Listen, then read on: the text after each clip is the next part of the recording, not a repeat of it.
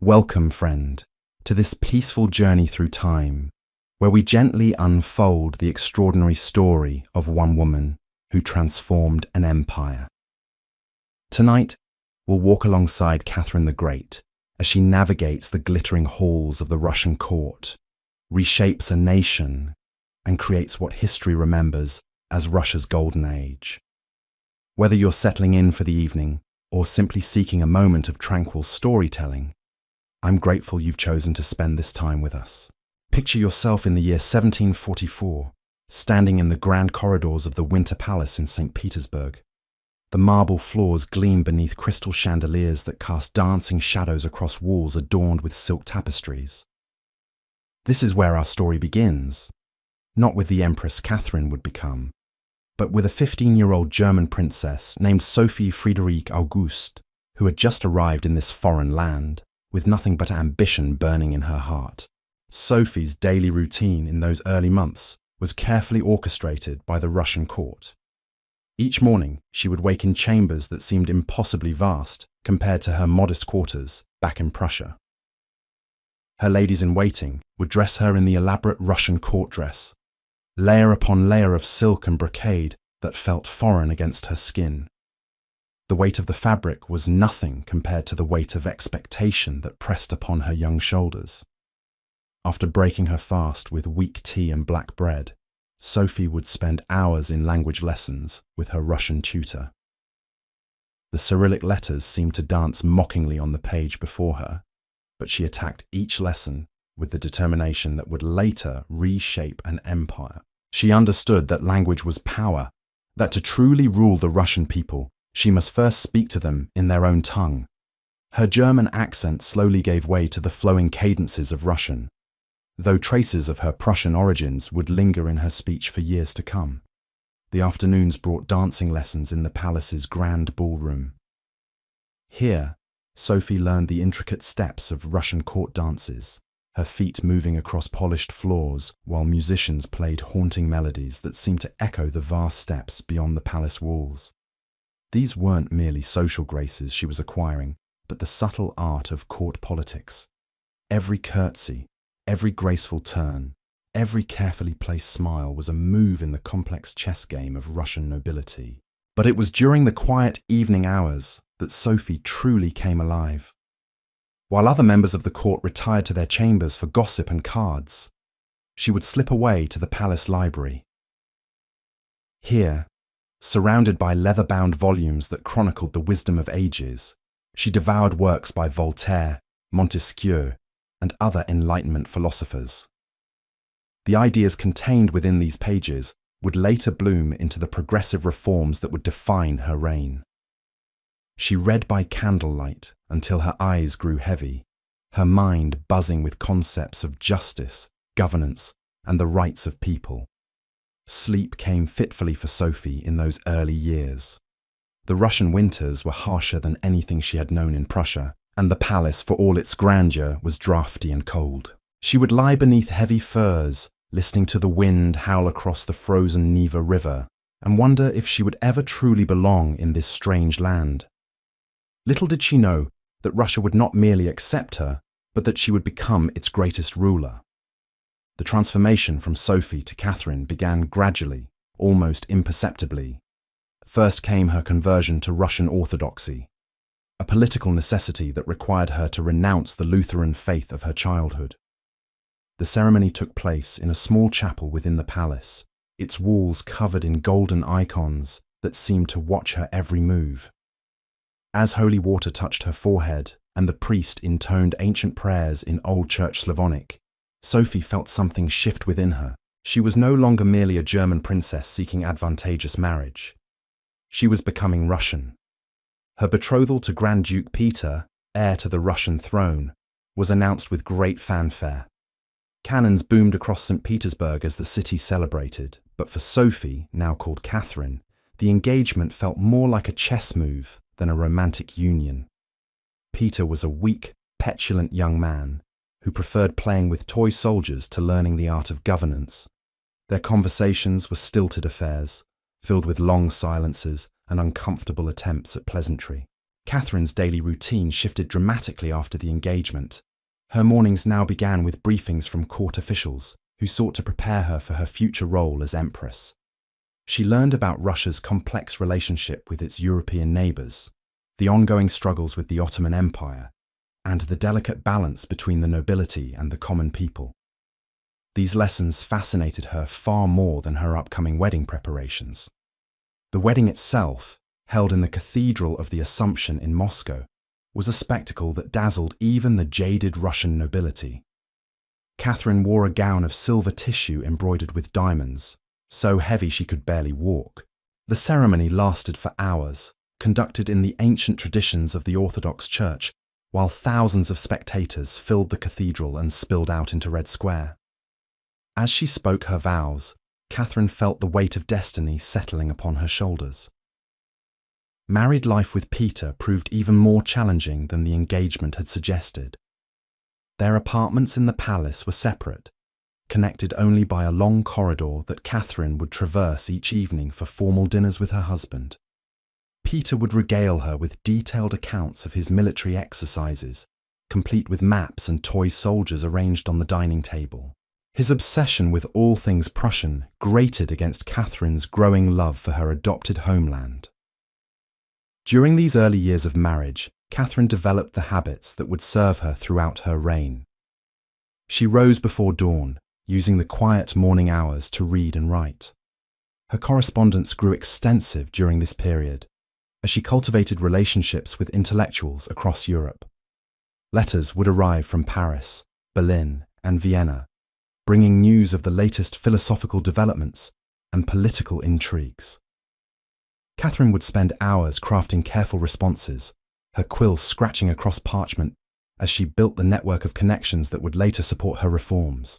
The imperial court was a maze of competing interests and hidden agendas, and Catherine learned to navigate it with increasing skill. She attended every social function, every diplomatic reception, every ceremony that her position required. But she also listened carefully to the conversations swirling around her, filing away information about which nobles were loyal to the crown, which harboured secret grievances, and which might prove useful allies in future endeavours. Her relationship with Empress Elizabeth, Peter's aunt and the reigning monarch, was particularly complex. Elizabeth was a formidable woman who had seized the throne through a palace coup decades earlier. She watched Catherine with a mixture of approval and suspicion, recognising the young woman's intelligence, while wondering if that same intelligence might one day pose a threat. Their conversations were elaborate dances of courtesy and subtle probing, each woman trying to understand the other's true intentions. Catherine's daily walks through the palace gardens became a form of meditation during this period. She would stroll among the carefully manicured hedges and ornate fountains, her mind processing the day's lessons and encounters. The gardens were designed in the French style, with geometric precision that reflected the ordered world the Russian nobility sought to create. But beyond the formal gardens lay the vast Russian wilderness, and Catherine found herself drawn to those untamed spaces that seemed to embody the true spirit of her adopted homeland. Evening entertainments at court were elaborate affairs that could last until dawn. Catherine learned to excel at these gatherings, charming foreign diplomats with her wit and intelligence, while carefully observing the complex web of relationships that bound the Russian nobility together. She discovered that many of the courtiers harboured deep concerns about Peter's fitness to rule, concerns that grew more pronounced as his erratic behaviour became increasingly difficult to ignore. The birth of her son Paul in 1754 marked another transformation in Catherine's daily life. Empress Elizabeth immediately claimed the infant as her own, whisking him away to be raised according to her specifications. Catherine was permitted to see her child only at designated times, always under the watchful eyes of the Empress's chosen nurses and tutors. This separation was agonizing for Catherine, but it also freed her to focus more intently on her political education. Her study of Russian history became more intensive during this period. Catherine would spend entire afternoons poring over chronicles that told the story of her adopted nation.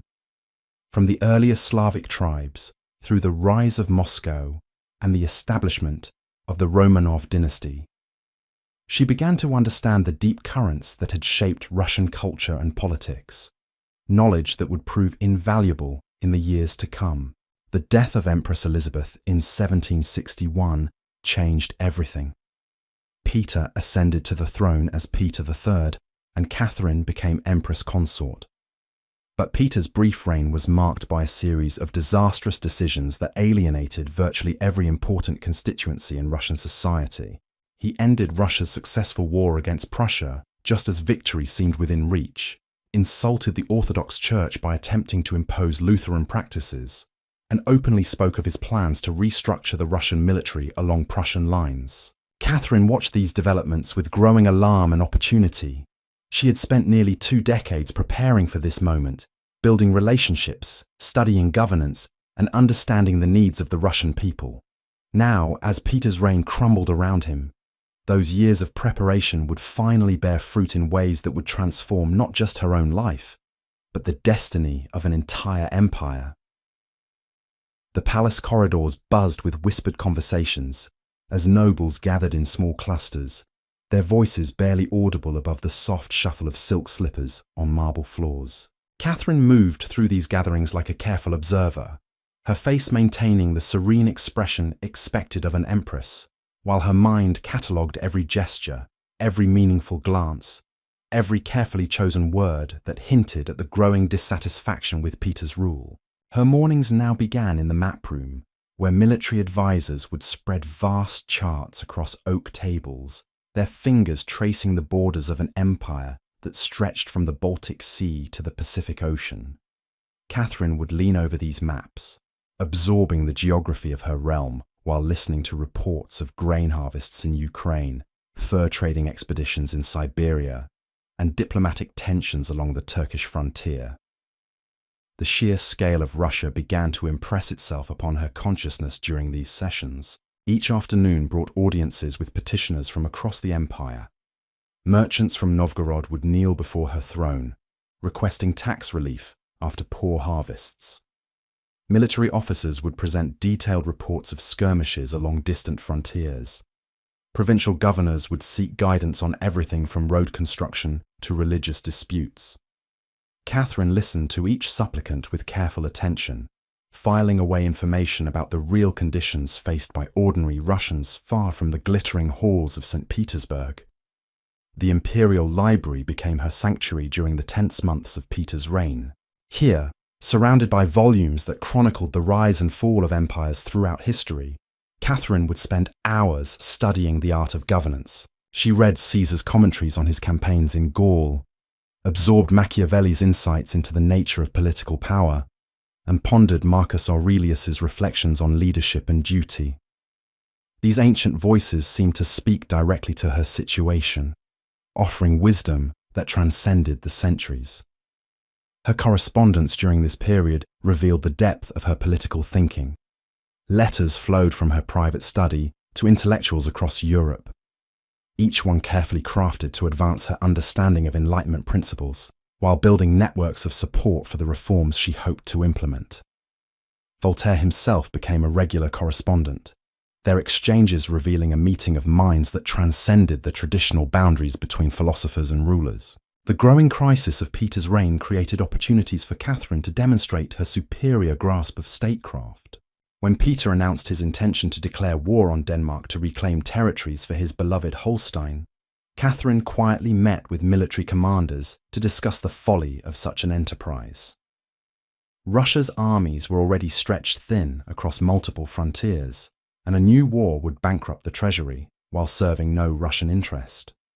Her ability to articulate these concerns in language that resonated with practical soldiers helped solidify their respect for her judgment.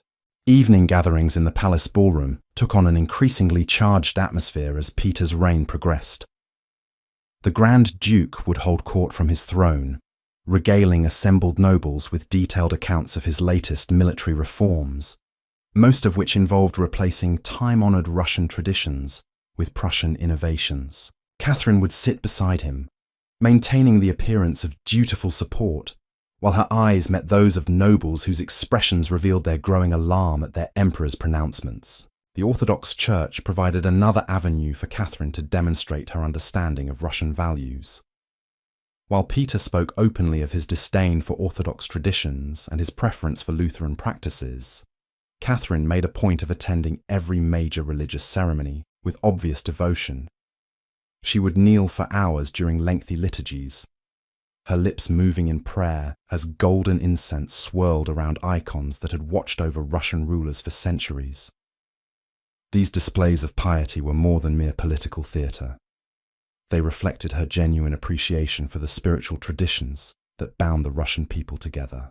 Her personal apartments became informal centres of political discussion, as concerned nobles sought private audiences to express their fears about the empire's direction.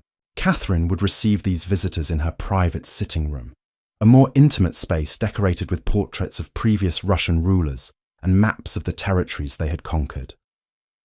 The conversations that took place in this room were carefully orchestrated dances of implication and suggestion, with no one daring to speak openly of the possibility that might soon reshape the empire's destiny.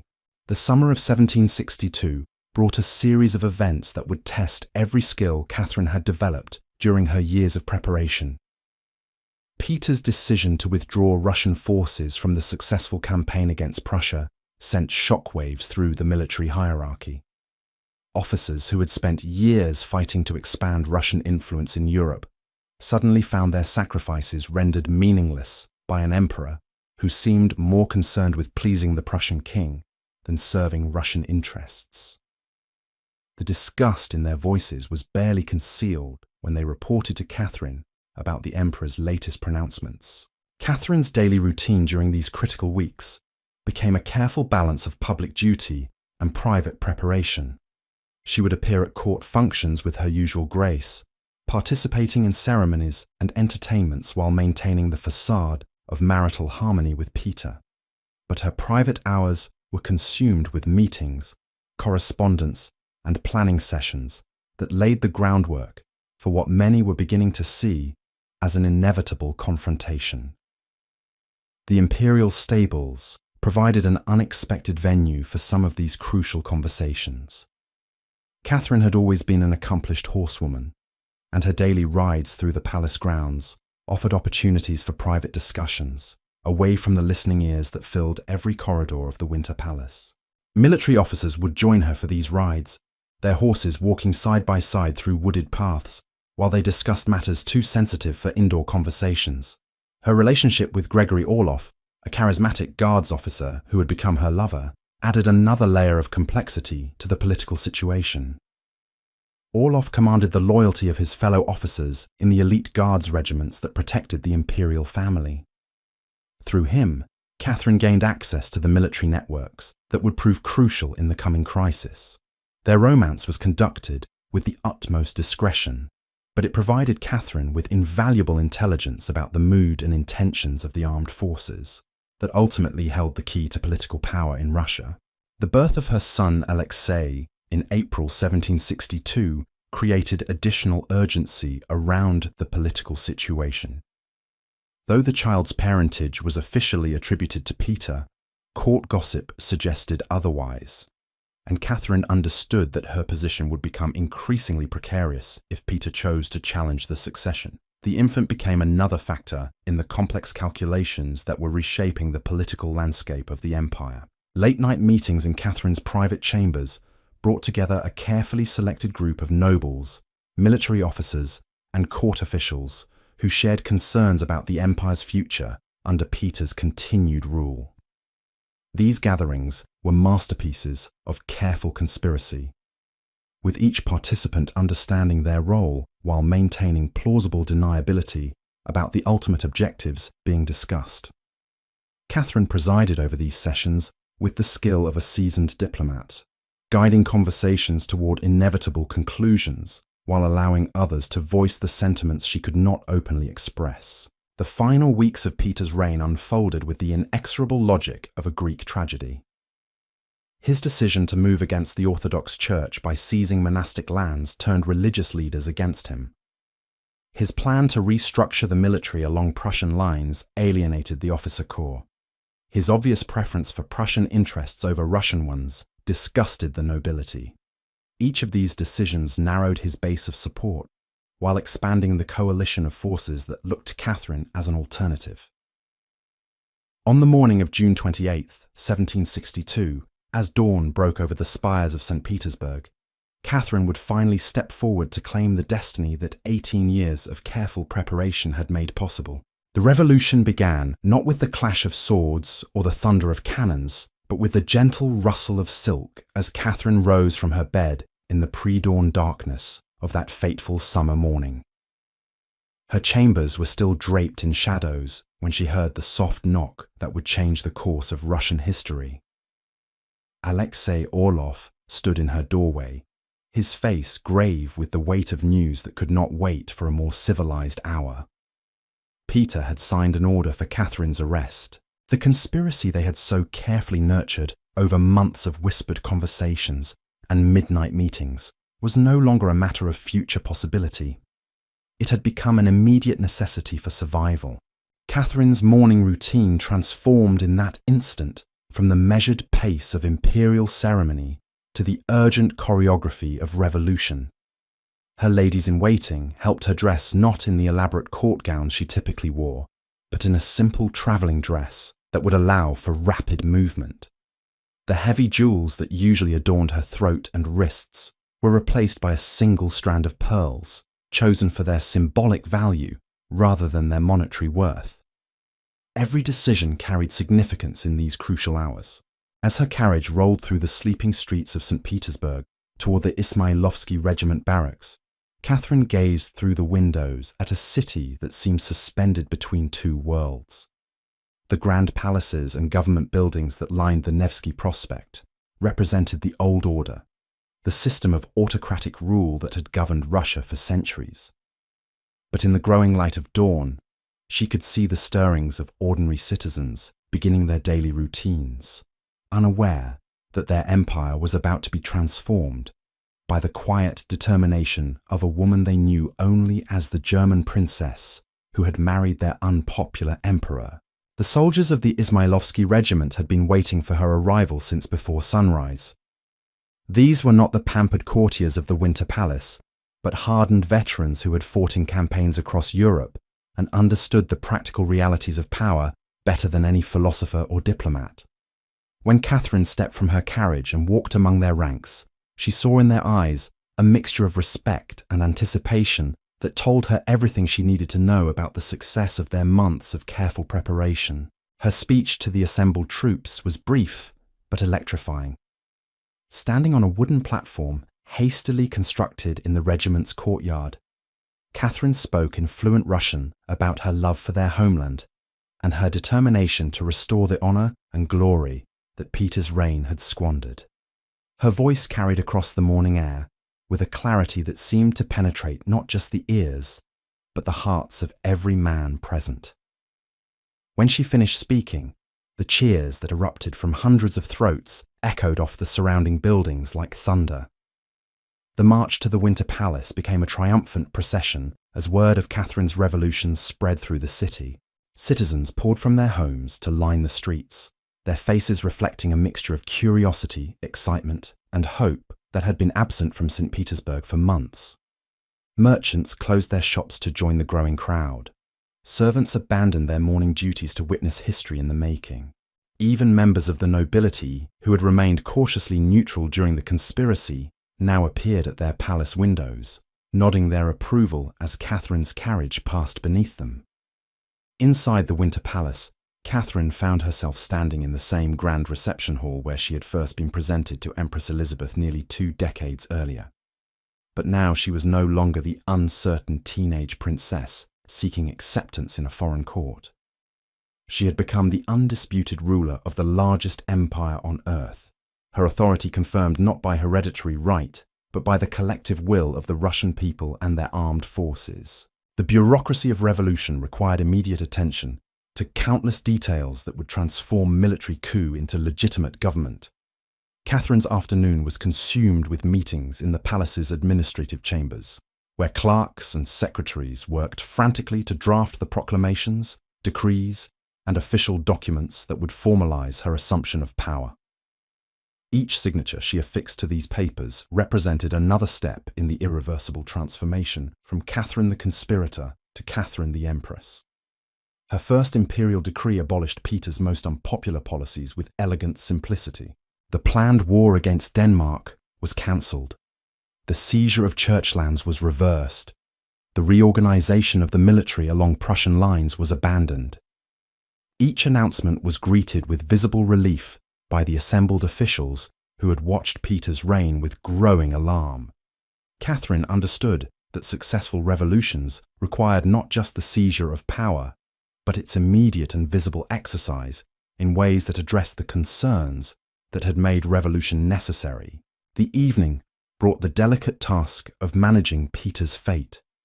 The deposed emperor had been captured without resistance at his palace outside the city, his dreams of military glory collapsing as quickly as his political authority. Catherine met with him in a small chamber of the Winter Palace, their conversation conducted with the formal courtesy that both their positions and their shared history demanded. Peter's abdication document was signed with a trembling hand, his signature marking the end of one of the shortest and most disastrous reigns in Russian history. As night fell over St. Petersburg, Catherine stood alone in the imperial study that had once belonged to Elizabeth, surrounded by the maps, documents, and artifacts of Russian power. The room seemed to pulse with the accumulated authority of centuries, and she could feel the weight of responsibility settling upon her shoulders like an invisible crown. Through the tall windows, she could see the lights of the city stretching toward the horizon, each one representing a life that would be affected by the decisions she would make in the years to come. Her first night as sole ruler of Russia was spent not in celebration, but in preparation for the enormous tasks that lay ahead. Catherine worked through the early hours of morning, reading reports from provincial governors, reviewing military dispatches from distant frontiers, and studying the financial records that revealed the true state of the imperial treasury. Each document painted a picture of an empire rich in potential, but burdened by inefficiency, corruption, and the accumulated neglect of previous reigns. The daily routine that Catherine established in her first weeks as empress would define the character of her reign for the next 34 years. She rose before dawn, using the quiet morning hours to read and respond to correspondence from across the empire. Breakfast was a simple affair, taken in her private chambers while reviewing the day's schedule with her secretary. The elaborate court ceremonies that had consumed so much time during Elizabeth's reign were streamlined to allow for more substantive work on the business of governing. Her morning audiences became legendary for their efficiency and accessibility. Catherine would receive petitioners from across the social spectrum, listening to complaints from peasants with the same attention she gave to the concerns of wealthy merchants or provincial nobles.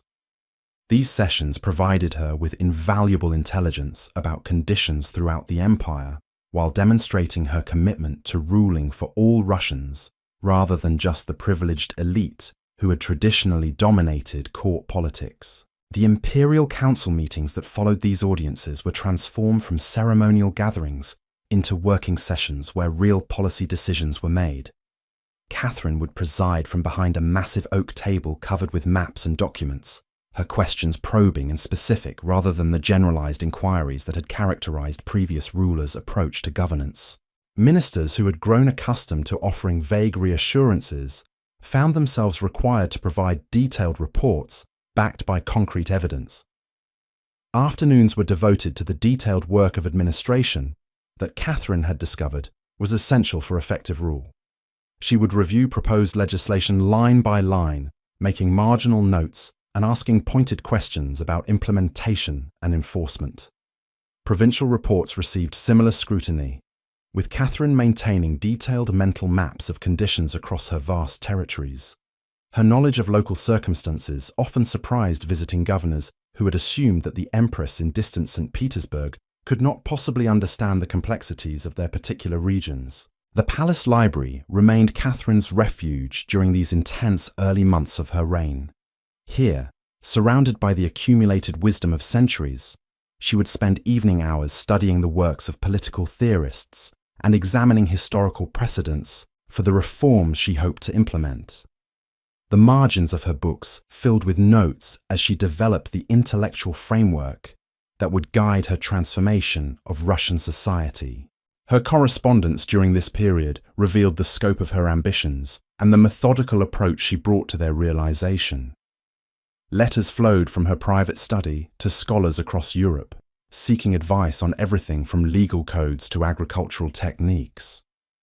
She wrote to Voltaire about the principles of enlightened governance, to French economists about trade policies, and to German philosophers about educational reform. Each exchange contributed to the comprehensive vision of modernization that would define her reign. The social calendar of the imperial court was restructured to serve Catherine's political objectives rather than merely providing entertainment for the nobility. Evening receptions became opportunities for Catherine to gauge opinion on proposed reforms, while building consensus among influential figures whose support would be essential for successful implementation. These gatherings combined the traditional elegance of Russian court life with substantive discussions of policy that elevated the intellectual tone of palace society. Catherine's personal habits during this period reflected her understanding that effective leadership required both physical and mental discipline. She maintained a strict daily schedule that balanced the demands of governance with the exercise and intellectual stimulation necessary to sustain the energy required for ruling a vast empire. Her morning horseback rides through the palace grounds provided both physical fitness and opportunities for private conversations with key advisors away from the formal constraints of official meetings. The challenge of establishing her legitimacy as empress required Catherine to navigate carefully between innovation and tradition.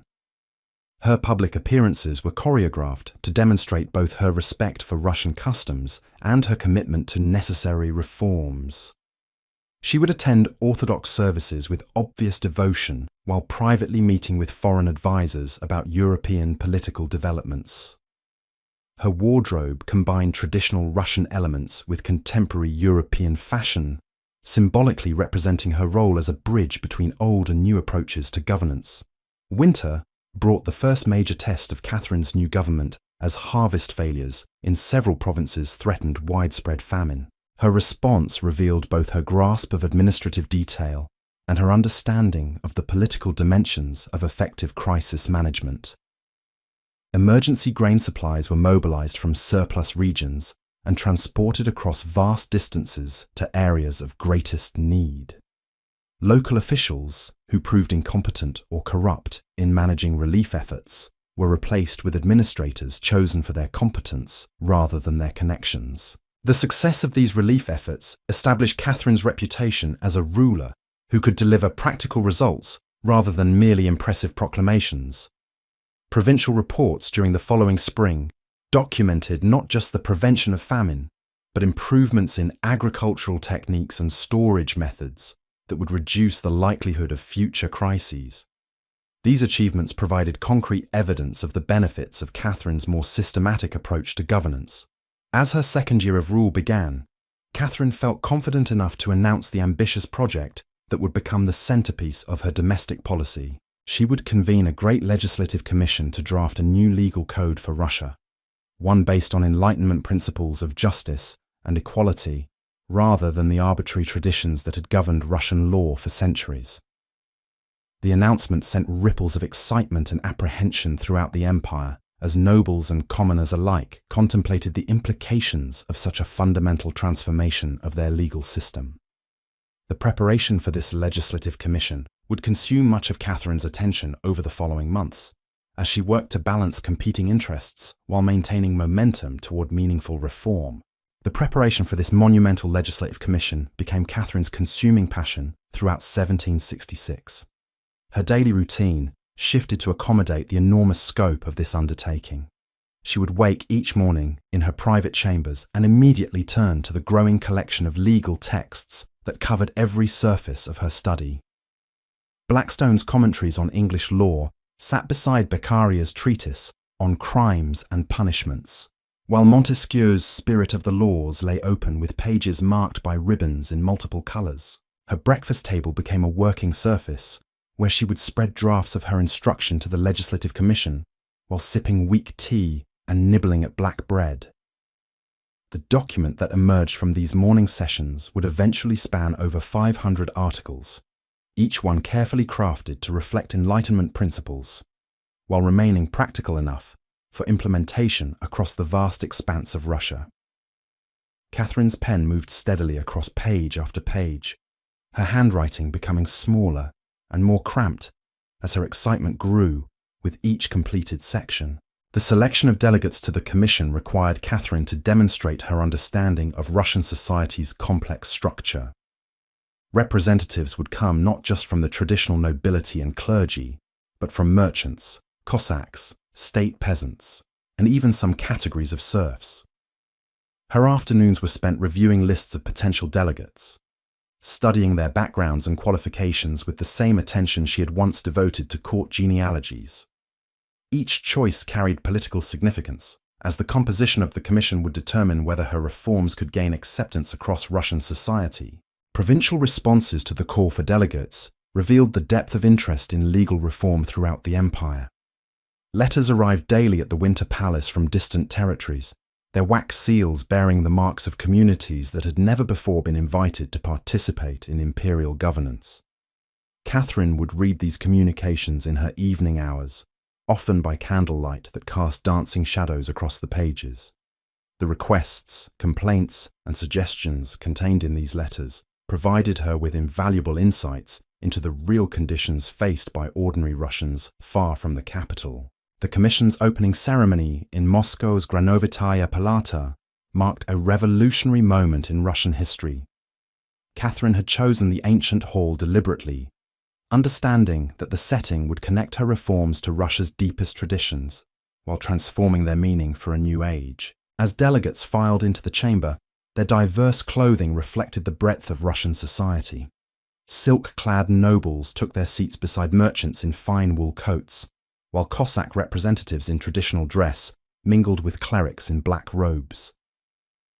Catherine's opening address to the commission lasted nearly 3 hours, her voice carrying clearly through the vaulted chamber as she outlined her vision for a reformed legal system. She spoke of equality before the law, of punishments that fit crimes rather than the social status of criminals, and of courts that would dispense justice based on evidence rather than influence. The delegates listened in rapt attention, many hearing for the first time in their lives a Russian ruler speak of them as partners in governance rather than subjects to be commanded. The daily sessions that followed revealed both the promise and the challenges of Catherine's democratic experiment. Merchants from Arkhangelsk would rise to describe the difficulties of conducting trade under unclear regulations, while noble representatives defended traditional privileges that had governed Russian society for centuries. Catherine attended as many sessions as her other duties permitted, sitting quietly in a special box, while delegates debated issues that would reshape their empire, her notebook filled with observations about the arguments presented and the personalities of key speakers. Evening receptions during the Commission's months of meetings became intense political gatherings where Catherine would gauge delegate reactions to proposed reforms. She moved through these events with practiced grace, stopping to chat with merchants about trade regulations one moment and discussing judicial procedures with legal scholars the next. Her ability to remember personal details about delegates from across the empire impressed even her critics, as she would inquire about specific local conditions or family circumstances that demonstrated her genuine interest in their perspectives. The Commission's work extended far beyond legal technicalities into fundamental questions about the nature of Russian society. Debates about serfdom revealed deep divisions among delegates, with some arguing for gradual emancipation, while others defended the institution as essential to agricultural production. Catherine listened to these discussions with particular intensity, understanding that the resolution of this issue would define her legacy as either a truly reforming ruler or merely another autocrat offering cosmetic changes to preserve essential inequalities. Her private correspondence during this period revealed the emotional toll of trying to balance competing demands while maintaining momentum toward meaningful reform. Letters to Voltaire spoke of her frustration with delegates who seemed more interested in protecting narrow interests than advancing general welfare. Communications with provincial governors reflected her growing understanding of the practical obstacles to implementing theoretical reforms across such a diverse and vast territory. The summer months brought intensive work sessions as Catherine collaborated with commission committees to refine specific aspects of the proposed legal code. Her morning schedule expanded to include meetings with legal experts who would explain the implications of various proposals, while her afternoons were consumed with reviewing draft articles and suggesting modifications. The palace's map room became a legal workshop where she would spread proposed legislation across tables while examining how different provisions might affect various regions of the empire.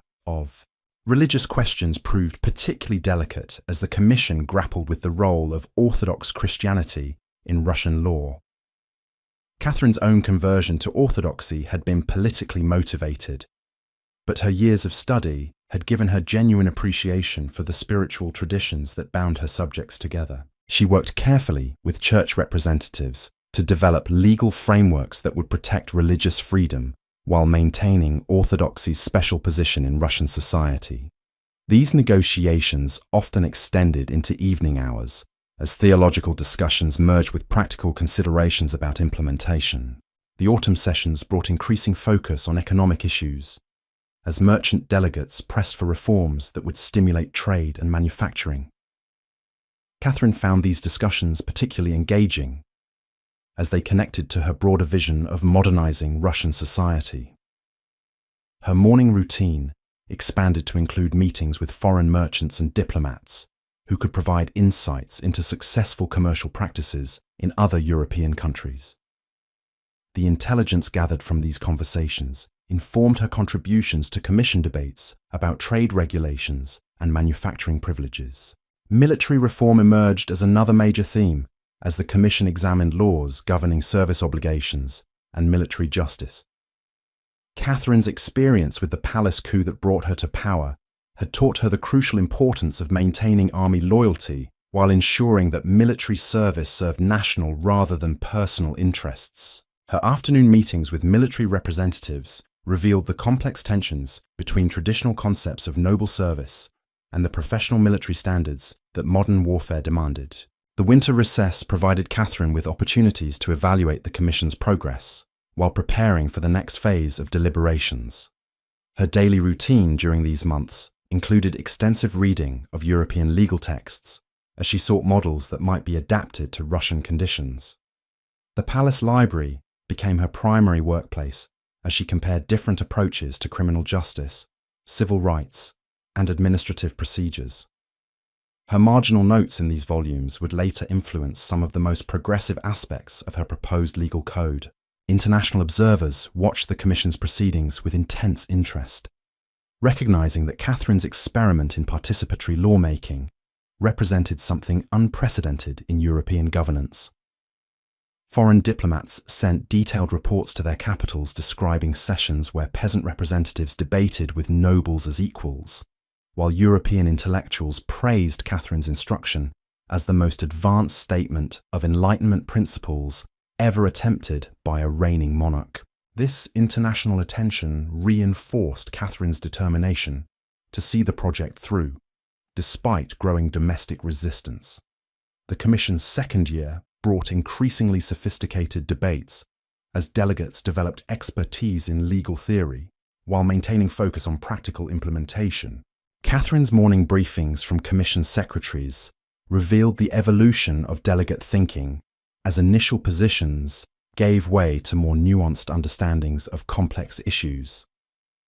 Her pride in this intellectual development was evident in letters to foreign correspondents, where she described the transformation of merchants and minor nobles into skilled legal theorists capable of sophisticated argumentation. Provincial reactions to Commission deliberations provided Catherine with valuable feedback about public opinion on proposed reforms. Her evening hours were often spent reading reports from governors about local responses to various proposals, while her correspondence with regional administrators revealed growing support for legal reforms that would reduce corruption and increase predictability in governmental operations. These positive responses encouraged Catherine to pursue more ambitious reforms, despite resistance from conservative elements within the Commission itself. The practical challenges of implementing comprehensive legal reform became increasingly apparent as the Commission's work progressed. Catherine's morning meetings with administrative officials revealed the enormous difficulties involved in training judges, establishing new court procedures, and ensuring consistent application of reformed laws across the Empire's vast territories. Her afternoon sessions with regional representatives focused on developing practical timelines and resource requirements for successful implementation. Trade delegations from European countries began arriving in St. Petersburg as news of Russia's legal reforms spread throughout the continent. Catherine's evening receptions during this period combined social entertainment with serious discussions about commercial law and international trade agreements. Her ability to discuss complex legal concepts with foreign merchants while maintaining the gracious hospitality expected of an empress impressed visitors who had expected to find a less intellectually sophisticated court. The Commission's third year brought focus to the most controversial aspects of legal reform, as delegates finally addressed questions about serfdom and noble privileges that had been postponed during earlier sessions. Catherine's personal involvement in these debates intensified as she recognized that the success or failure of her entire reform program might depend on finding acceptable compromises on these fundamental issues. Her daily preparation for these sessions included extensive consultation with advisors who could help her navigate between competing demands while maintaining progress toward meaningful change. Agricultural reform discussions revealed deep connections between legal questions and economic development, as delegates examined how changes in labour law might affect food production and rural prosperity. Catherine's morning routine expanded to include meetings with agricultural experts who could explain the relationship between different farming systems and various forms of labour organisation. These technical discussions informed her contributions to Commission debates about gradual versus immediate changes to existing rural relationships. The international situation added urgency to domestic reform efforts, as tensions with the Ottoman Empire threatened to erupt into open warfare. Catherine understood that military success would depend partly on domestic stability, which in turn required resolution of the legal and social questions being debated by her Commission. Her afternoon military briefings began including assessments of how proposed reforms might affect army recruitment and provincial loyalty during wartime conditions. As spring arrived in 1768, Catherine could see that her great legislative experiment was approaching a crucial decision point where theoretical discussions would need to give way to practical implementation or risk losing momentum entirely. The gathering storm clouds over the Black Sea seemed to mirror the tension building within the Commission's chambers as delegates wrestled with questions that would reshape Russian society. Catherine could feel the weight of decision pressing upon every conversation, every vote, every carefully worded compromise that emerged from their deliberations. The spring of 1768 brought news that would test everything she had built during these years of patient reform. Ottoman forces were massing along the southern frontier, their movements tracked by Russian scouts who rode through the night to deliver urgent dispatches to the Winter Palace. Catherine would receive these reports in her private study each morning, unfolding leather pouches that contained maps marked with enemy positions and estimates of their strength. The parchment crackled between her fingers as she absorbed intelligence that confirmed what her diplomatic sources had been suggesting for months. War was inevitable. Her morning routine shifted to accommodate the dual demands of domestic reform and military preparation. After reviewing Commission reports and approving new legal articles, Catherine would move to the war room, where her generals spread campaign maps across oak tables that groaned under the weight of military planning. The contrast was stark and telling. On one table lay documents that promised equality and justice for all Russians, while nearby sat battle plans that would send thousands of those same Russians to fight and die along distant rivers whose names most had never heard. The commission delegates sensed the changing atmosphere as palace corridors filled with uniformed officers and diplomatic couriers arriving at all hours. Their debates took on new urgency as they realized their window for peaceful reform might be closing. Catherine attended these sessions with heightened intensity, her questions more pointed and her interventions more frequent as she sought to preserve the momentum of legal reform, even as military necessity demanded increasing attention. Her afternoon meetings with military commanders revealed the complex relationship between domestic policy and foreign war. Generals who had initially supported her legal reforms now argued that wartime demanded traditional approaches to military recruitment and provincial administration. Catherine listened to these concerns while maintaining her commitment to reform principles, understanding that her response to this crisis would define not just the current conflict, but the future character of her reign. Evening dispatches from the frontier brought increasingly dire news as Ottoman armies crossed into Russian territory and began their advance toward key fortress cities. Catherine would read these reports in her candlelit study, her finger tracing enemy movements on maps while calculating the time required to mobilize Russian forces.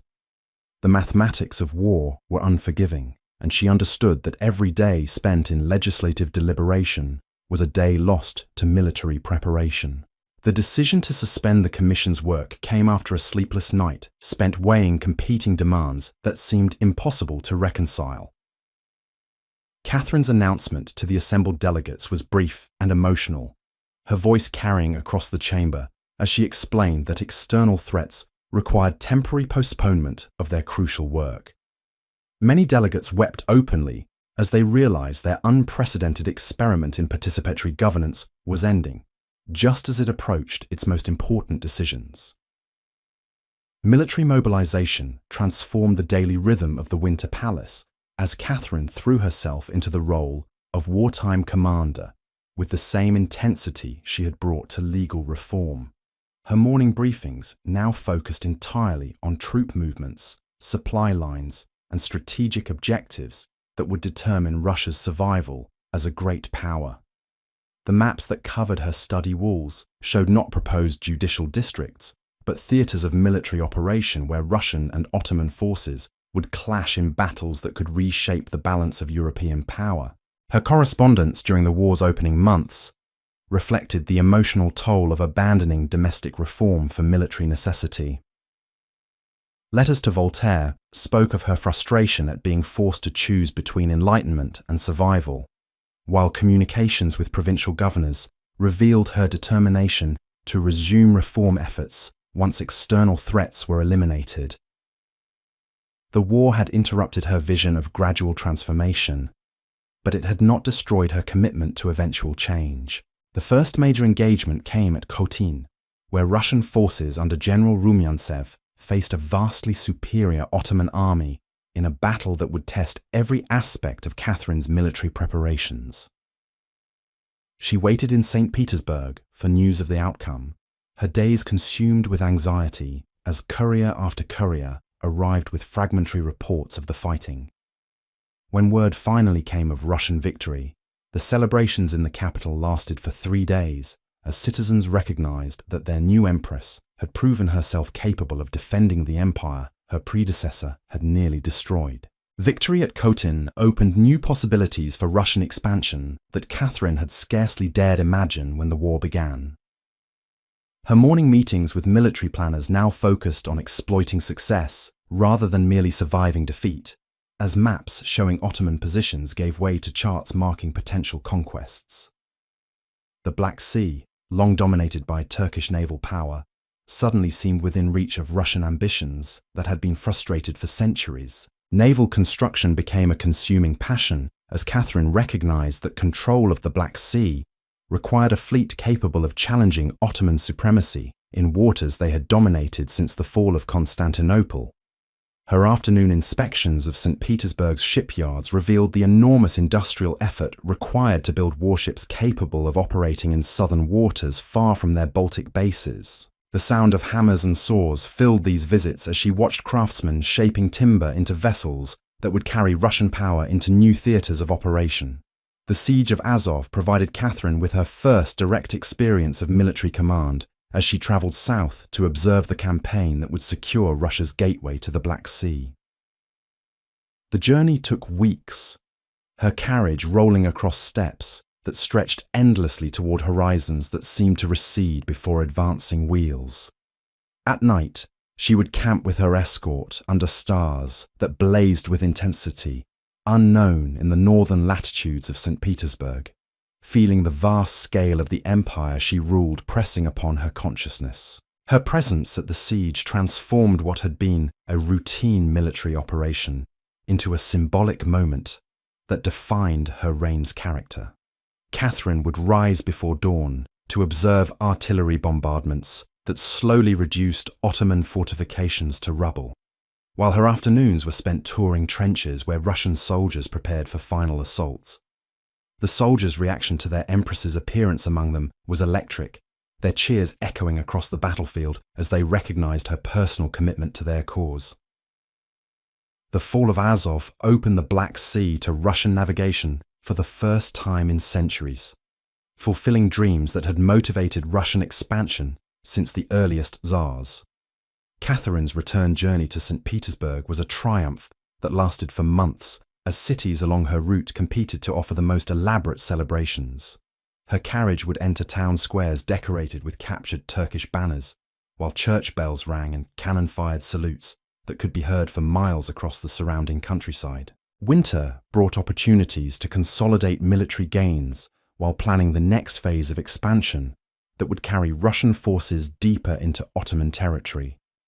Catherine's daily routine combined strategic planning with diplomatic initiatives designed to prevent other European powers from intervening on behalf of the declining Turkish Empire. Her morning meetings with foreign ambassadors required delicate balancing of reassurance and intimidation as she sought to isolate the Ottomans while avoiding the coalition warfare that had destroyed previous Russian expansion efforts. The naval victory at Chesma Bay provided Catherine with the most spectacular triumph of her military career, as Admiral Orlov's fleet destroyed the main Ottoman naval force in a night battle that illuminated the Mediterranean with the flames of burning ships. News of this victory reached St. Petersburg through diplomatic channels before official military dispatches arrived, creating days of uncertainty followed by explosive celebration when confirmation finally came. Catherine commissioned artists to create paintings commemorating the battle, while architects designed monuments that would remind future generations of Russian naval supremacy. Agricultural reports during the war's second year revealed the domestic costs of military success, as conscription removed farmers from their fields, while taxation to support military operations strained rural communities. Catherine's afternoon meetings with provincial administrators focused on maintaining food production, while meeting military recruitment demands that seemed to grow with each new campaign. The balance between military necessity and domestic stability required constant adjustment as she sought to sustain popular support for expensive foreign adventures. Treaty negotiations with the Ottomans began secretly during the winter of 1770, as both sides recognized that the war's continuation threatened to exhaust resources needed for domestic governance. Catherine's morning briefings now included diplomatic as well as military intelligence, as she evaluated Ottoman peace overtures while maintaining military pressure that would ensure favourable settlement terms. The art of negotiation from strength required careful calibration of military operations with diplomatic initiatives. The preliminary peace discussions revealed the scope of Russian gains that Catherine's military success had made possible. Her study walls now displayed maps showing potential new borders that would extend Russian territory hundreds of miles south, while securing access to warm water ports that had been Ottoman monopolies for centuries. Each proposed boundary line represented not just territorial acquisition, but strategic advantages that would reshape the balance of European power for generations. Spring campaigns in 1771 brought Russian forces to the gates of Constantinople itself, as Catherine's generals exploited Ottoman weakness with an aggressiveness that surprised European observers. Her morning reports described advances that exceeded even her most optimistic expectations, while her afternoon planning sessions focused on managing success that threatened to destabilize the entire Eastern Mediterranean.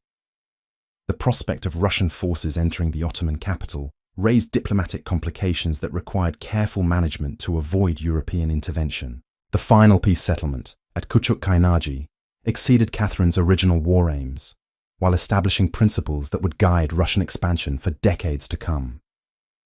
Her signature on the treaty documents marked not just the end of a successful war, but the beginning of Russia's transformation into a truly European power capable of projecting force across multiple theatres. The ceremony took place in a pavilion specially constructed for the occasion, its silk walls decorated with maps showing the new borders that Russian victories had secured. Victory celebrations in St. Petersburg lasted for weeks as Catherine's subjects recognized that their empress had achieved what previous rulers had only dreamed of attempting.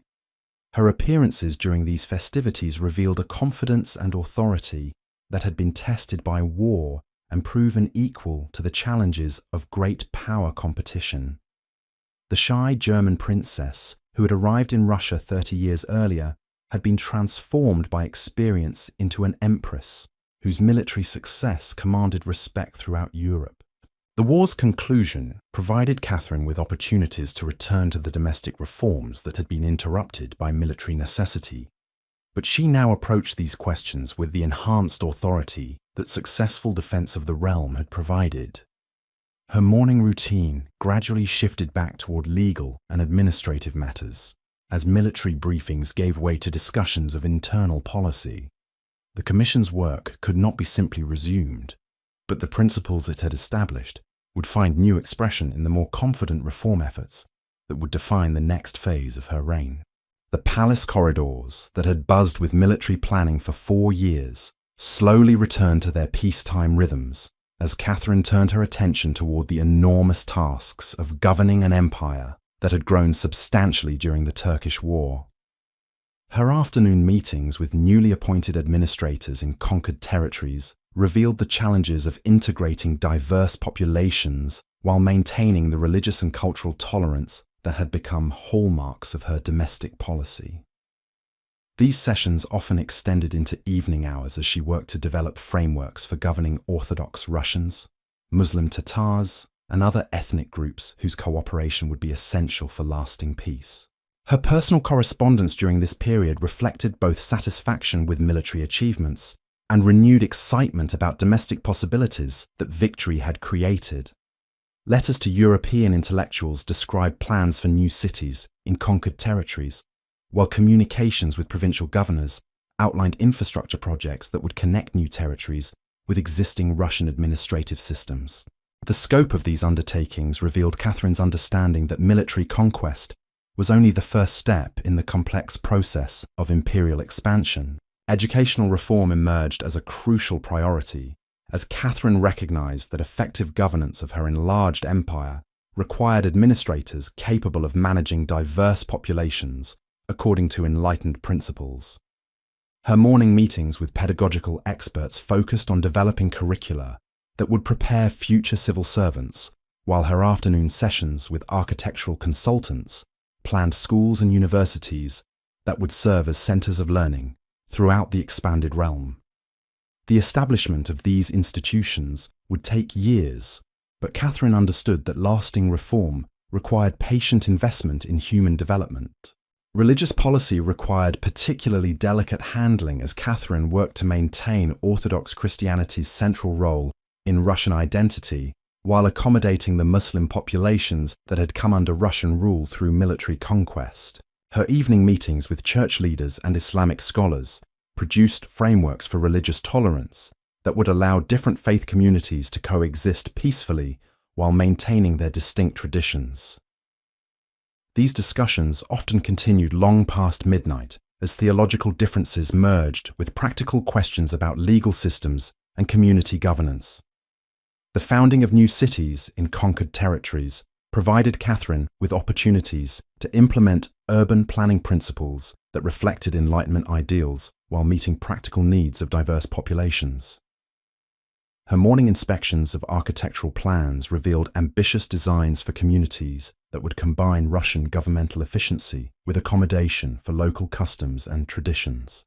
These planned cities would serve as laboratories for testing approaches to multi-ethnic governance that might eventually be applied throughout the empire. As 1774 drew to a close, Catherine could survey an empire transformed by 6 years of war and conquest, but she understood that the greatest challenges lay ahead as she worked to convert military success into lasting political and social transformation that would justify the enormous costs of expansion. The transformation of conquered territories into functioning parts of the Russian Empire became Catherine's greatest administrative challenge as 1775 dawned cold and bright over St. Petersburg. Her morning routine now began with reports from newly appointed governors who faced the delicate task of integrating Muslim Tatars, Orthodox Greeks, and various Slavic communities under a single administrative system. She would spread these dispatches across her mahogany desk while sipping her customary weak tea, her eyes scanning accounts of everything from tax collection difficulties to religious disputes that required imperial intervention.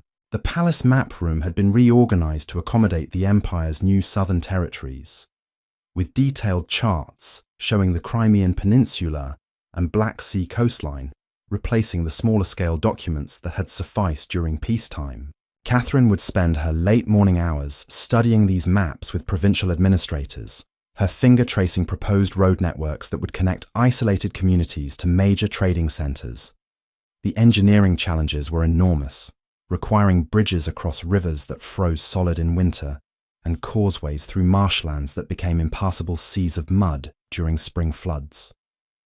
Her afternoon audiences now included a bewildering variety of petitioners from across the expanded empire.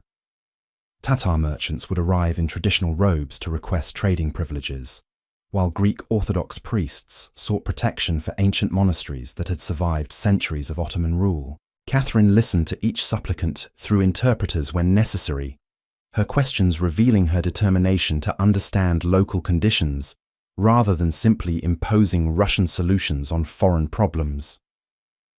These sessions often lasted until evening, as complex cultural and religious issues required patient exploration rather than quick administrative fixes. The establishment of Kherson as a major southern port consumed enormous attention as Catherine recognized that Russia's Black Sea access would be meaningless without proper facilities for naval and commercial vessels. Her evening meetings with naval architects and city planners produced ambitious designs for harbour installations that could accommodate the largest ships while providing storage and administrative facilities for the expanded trade she envisioned. Construction reports arrived weekly from the building site, describing progress that seemed painfully slow given the magnitude of her southern ambitions. Winter brought opportunities for Catherine to focus on the legal and administrative frameworks needed to govern her diverse new subjects effectively. Her morning routine expanded to include consultations with Islamic scholars who could advise on incorporating Muslim legal traditions into Russian administrative systems. These discussions required delicate balancing of religious autonomy with imperial authority, as Catherine sought to avoid the religious conflicts that had plagued other multi-ethnic empires throughout history. The question of serfdom in newly conquered territories presented particularly complex challenges as Catherine worked to extend Russian agricultural systems while accommodating existing land tenure arrangements. Her afternoon meetings with agricultural experts revealed the enormous differences between Russian farming methods and the pastoral traditions of Crimean Tatars. Converting nomadic herders into settled farmers would take generations, requiring patient investment in education and infrastructure that tested even Catherine's long-term vision. Diplomatic correspondence during this period reflected the international attention that Russia's expansion had generated among European powers, concerned about shifting balances of influence. Catherine's evening hours were often consumed with drafting responses to foreign inquiries about her intentions regarding further expansion. her words carefully chosen to provide reassurance while maintaining strategic ambiguity about future objectives. The art of diplomatic communication had become more crucial than ever as Russia's growing power attracted both admiration and suspicion from neighbors who had previously dismissed the empire as a peripheral concern. The development of Sevastopol as Russia's primary Black Sea naval base required Catherine to master technical details of harbour construction and fleet management that had never concerned previous Russian rulers. Her morning briefings from naval commanders included reports on everything from the depth of anchorages to the availability of timber for shipbuilding. She would review these materials while walking through the palace gardens, her mind visualizing the great naval installations that would project Russian power throughout the Black Sea and into the Mediterranean beyond. Educational initiatives in the Southern Territories reflected Catherine's understanding that successful integration required creating loyalty among new subjects rather than merely extracting obedience through force.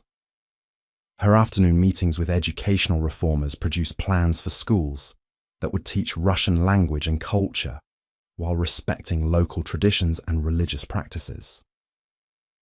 The careful balance required to achieve this integration challenged every assumption about imperial governance that had guided previous Russian expansion efforts. The completion of major road networks connecting the new territories to St. Petersburg and Moscow marked a crucial milestone in Catherine's integration efforts. Her evening reviews of transportation reports revealed dramatically reduced travel times that would facilitate both administrative control and commercial development.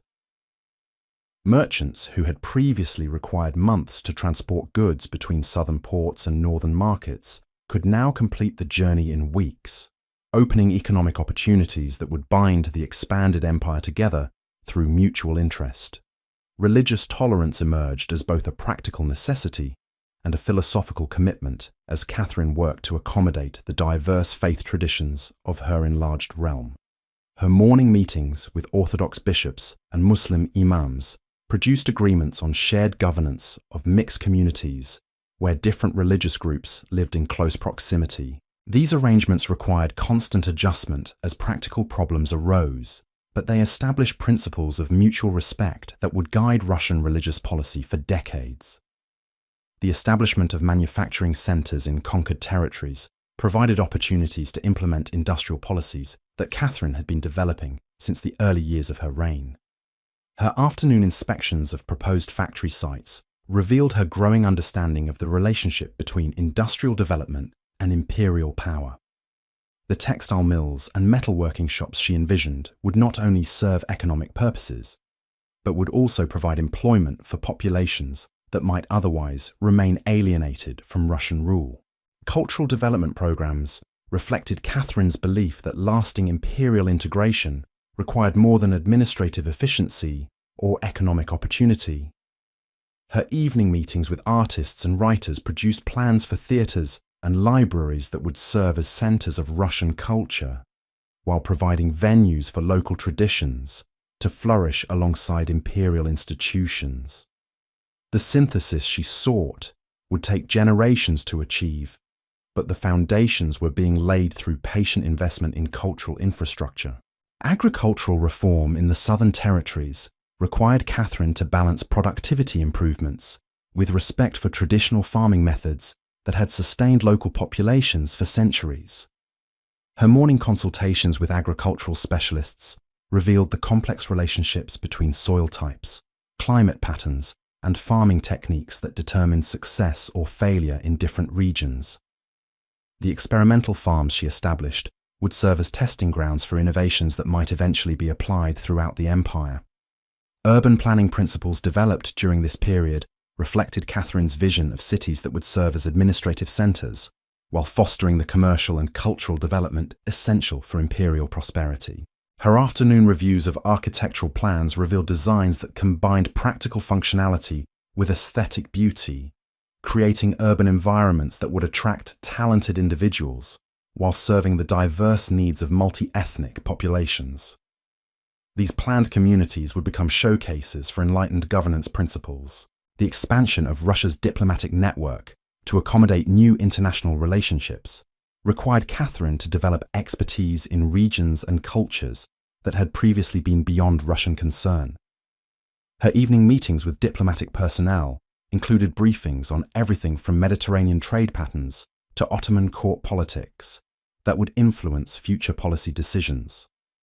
The intelligence-gathering capabilities she developed during this period would prove essential for maintaining Russia's expanded international position. Military reforms necessitated by the empire's enlarged frontiers challenged traditional approaches to defense that had been adequate when Russia faced threats primarily from northern and western neighbors.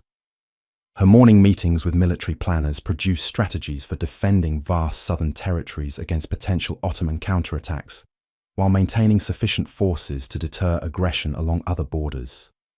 The logistical complexities involved in supplying troops across such enormous distances required innovations in military organization that would influence Russian strategic thinking for generations. Commercial development in the Black Sea region opened trading opportunities that had been closed to Russian merchants for centuries. Catherine's afternoon meetings with commercial representatives revealed the enormous potential for grain exports that could finance further imperial development, while strengthening Russia's position in European markets. The port facilities under construction would serve not only military purposes, but would also handle the agricultural surpluses that were Russia's greatest natural advantage in international trade. Legal integration of diverse populations required Catherine to develop judicial systems that could accommodate different legal traditions while maintaining imperial unity. Her evening consultations with legal experts produced court structures that would allow local customary law to operate alongside Russian imperial law in matters that did not affect imperial interests. This judicial pluralism represented a sophisticated approach to governing diverse populations that had learned from the mistakes of other multi-ethnic empires. The winter of 1776 brought news that would test Catherine's administrative systems as rebellion erupted in the Ural Mountains. Under the leadership of Emelian Pugachev, a Cossack who claimed to be the murdered Peter III, returned to reclaim his throne. Reports of the uprising reached St. Petersburg through military couriers who rode through blizzards to deliver dispatches describing the spread of revolt among Cossacks, serfs, and ethnic minorities who had grievances against Russian rule. Catherine would receive these reports in her private study each morning, her hands steady as she unfolded documents that revealed the greatest internal threat her reign had yet faced. The Pugachev rebellion forced Catherine to confront fundamental questions about the relationship between enlightened governance and imperial stability that had remained theoretical during years of external warfare. Her morning briefings from internal security officials revealed the extent to which rebel propaganda had resonated among populations who felt excluded from the benefits of Russian expansion. The promise of freedom from serfdom and relief from taxation had attracted support from groups that Catherine had hoped to integrate through gradual reform rather than revolutionary change. Military operations against the rebels required Catherine to deploy forces that had been intended for frontier defense against external enemies. Her afternoon meetings with military commanders revealed the difficult choices involved in suppressing internal revolt while maintaining adequate protection against foreign threats. The troops sent against Pugachev were veterans of the Turkish wars, but fighting fellow Russians presented moral challenges that had not existed during campaigns against foreign enemies. Intelligence reports about rebel activities provided Catherine with disturbing insights into the grievances that had made Pugachev's message attractive to significant portions of her population. Her evening reviews of these documents revealed that many rebels were motivated not by simple lawlessness, but by genuine complaints about administrative corruption, excessive taxation, and arbitrary treatment by local officials. Addressing these underlying problems would require reforms more extensive than anything she had previously contemplated. The siege of Orenburg became the focal point of military operations against the rebellion as government forces worked to relieve the provincial capital that had been under attack for months. Catherine followed the progress of this campaign through daily reports from field commanders, her anxiety growing as she realized that failure to suppress the revolt quickly might encourage similar uprisings throughout the empire. The stakes involved in this internal conflict were higher than any foreign war, as the very survival of her government depended on demonstrating that rebellion would not be tolerated. Propaganda warfare became as important as military operations, as Catherine worked to counter Pugachev's claims to legitimate authority while maintaining popular support for her government. Her morning meetings with court officials produced proclamations that would be distributed throughout affected regions, emphasizing her commitment to addressing legitimate grievances while warning of severe punishment for continued rebellion. The careful balance required in these communications reflected her understanding that suppressing revolt required political as well as military solutions. The capture of Pugachev in September 1774 ended the military phase of the rebellion, but left Catherine facing the complex task of preventing similar uprisings while implementing reforms that would address underlying social problems. Her afternoon meetings with provincial administrators focused on identifying and correcting the administrative failures that had made rebellion possible, while her evening sessions with legal advisors produced new procedures for handling popular complaints before they escalated into violent resistance. The trial and execution of Pugachev provided Catherine with opportunities to demonstrate both imperial justice and imperial mercy as she balanced the need for punishment with the desire to restore social harmony. Her personal involvement in determining the rebel leader's fate reflected her understanding that this decision would influence popular perceptions of her government for years to come. The public execution in Moscow served as both warning and spectacle, drawing crowds who witnessed the final act of the drama that had threatened to tear the empire apart. Administrative reforms implemented in the aftermath of the rebellion reflected Catherine's determination to prevent future uprisings through improved governance rather than increased repression. Her morning reviews of provincial reports revealed progress in addressing the corruption and inefficiency that had contributed to popular discontent, while her afternoon meetings with newly appointed officials emphasized the importance of fair treatment for all imperial subjects regardless of social status or ethnic background. The gubernia reform of 1775 represented Catherine's most comprehensive approach to provincial administration, dividing the empire into manageable units that could be governed effectively while maintaining connection to central authority. Her evening studies of administrative theory informed the detailed regulations that would guide provincial governors in everything from tax collection to judicial procedures.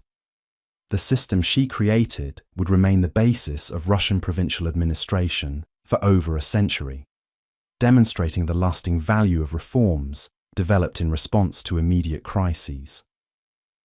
Economic development programs initiated after the rebellion reflected Catherine's understanding that political stability required providing opportunities for advancement through legitimate channels rather than revolutionary activity.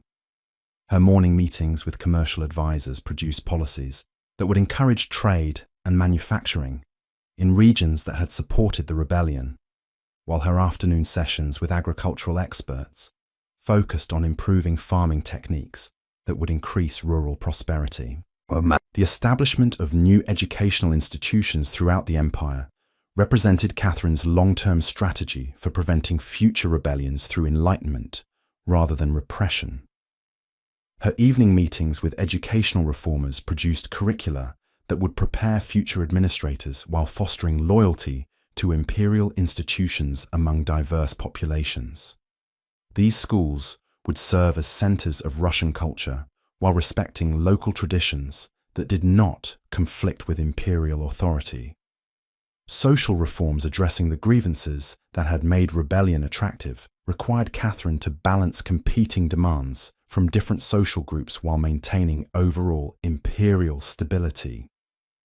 Her morning consultations with social theorists produced policies that would gradually improve conditions for serfs and other disadvantaged groups, while avoiding changes so radical that they would provoke counter-revolution among privileged classes. The delicate balance required constant adjustment as she sought to satisfy competing demands without destroying the social foundations of imperial authority. Legal reforms emerging from the rebellion's aftermath reflected Catherine's commitment to ensuring that all imperial subjects had access to justice through legitimate channels rather than violent resistance. Her afternoon meetings with judicial officials produced court procedures that would handle popular complaints efficiently while maintaining appropriate respect for imperial authority. The judicial system she created would serve as a model for other European monarchies seeking to balance popular demands with governmental stability. Military reforms necessitated by the rebellion's lessons emphasized the importance of maintaining internal security while preserving forces adequate for external defense. Her evening meetings with military planners produced organizational changes that would allow rapid response to internal threats while maintaining the professional standards that had made Russian armies successful in foreign campaigns. The balance between internal and external security would remain a constant challenge throughout the remainder of her reign. As 1776 concluded, Catherine could reflect on a year that had tested every aspect of her governmental system while providing opportunities to implement reforms that would strengthen imperial administration for generations to come. The rebellion had revealed weaknesses in her rule, but her response had demonstrated both the flexibility and determination that would define her approach to governance throughout the remaining decades of her remarkable reign. The lessons learned from Pugachev's rebellion would guide Catherine through the most productive and transformative period of her reign, as she channeled the energy of crisis into comprehensive reform that would reshape Russian society from its very foundations.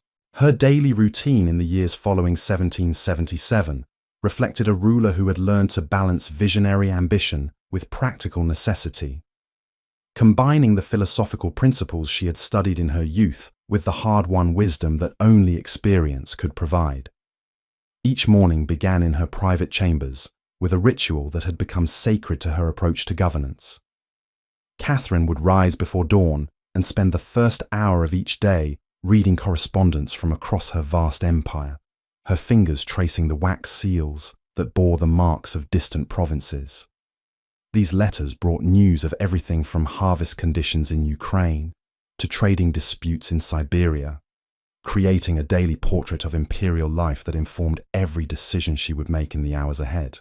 Her secretary would arrange the dispatches in order of urgency, but Catherine insisted on reading them all, understanding that effective rule required intimate knowledge of conditions throughout her realm. The imperial breakfast table had been transformed into a working surface where maps competed for space with legislative drafts and architectural plans. Catherine would examine these documents while consuming her simple meal of black bread and weak tea, her mind already engaged with the complex challenges that each new day presented.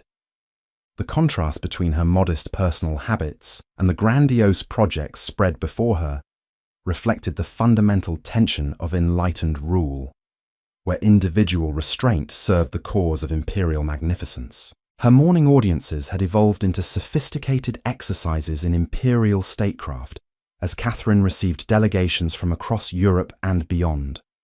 Foreign ambassadors would present their credentials in ceremonies that combined traditional protocol with substantive discussions of trade agreements and territorial questions.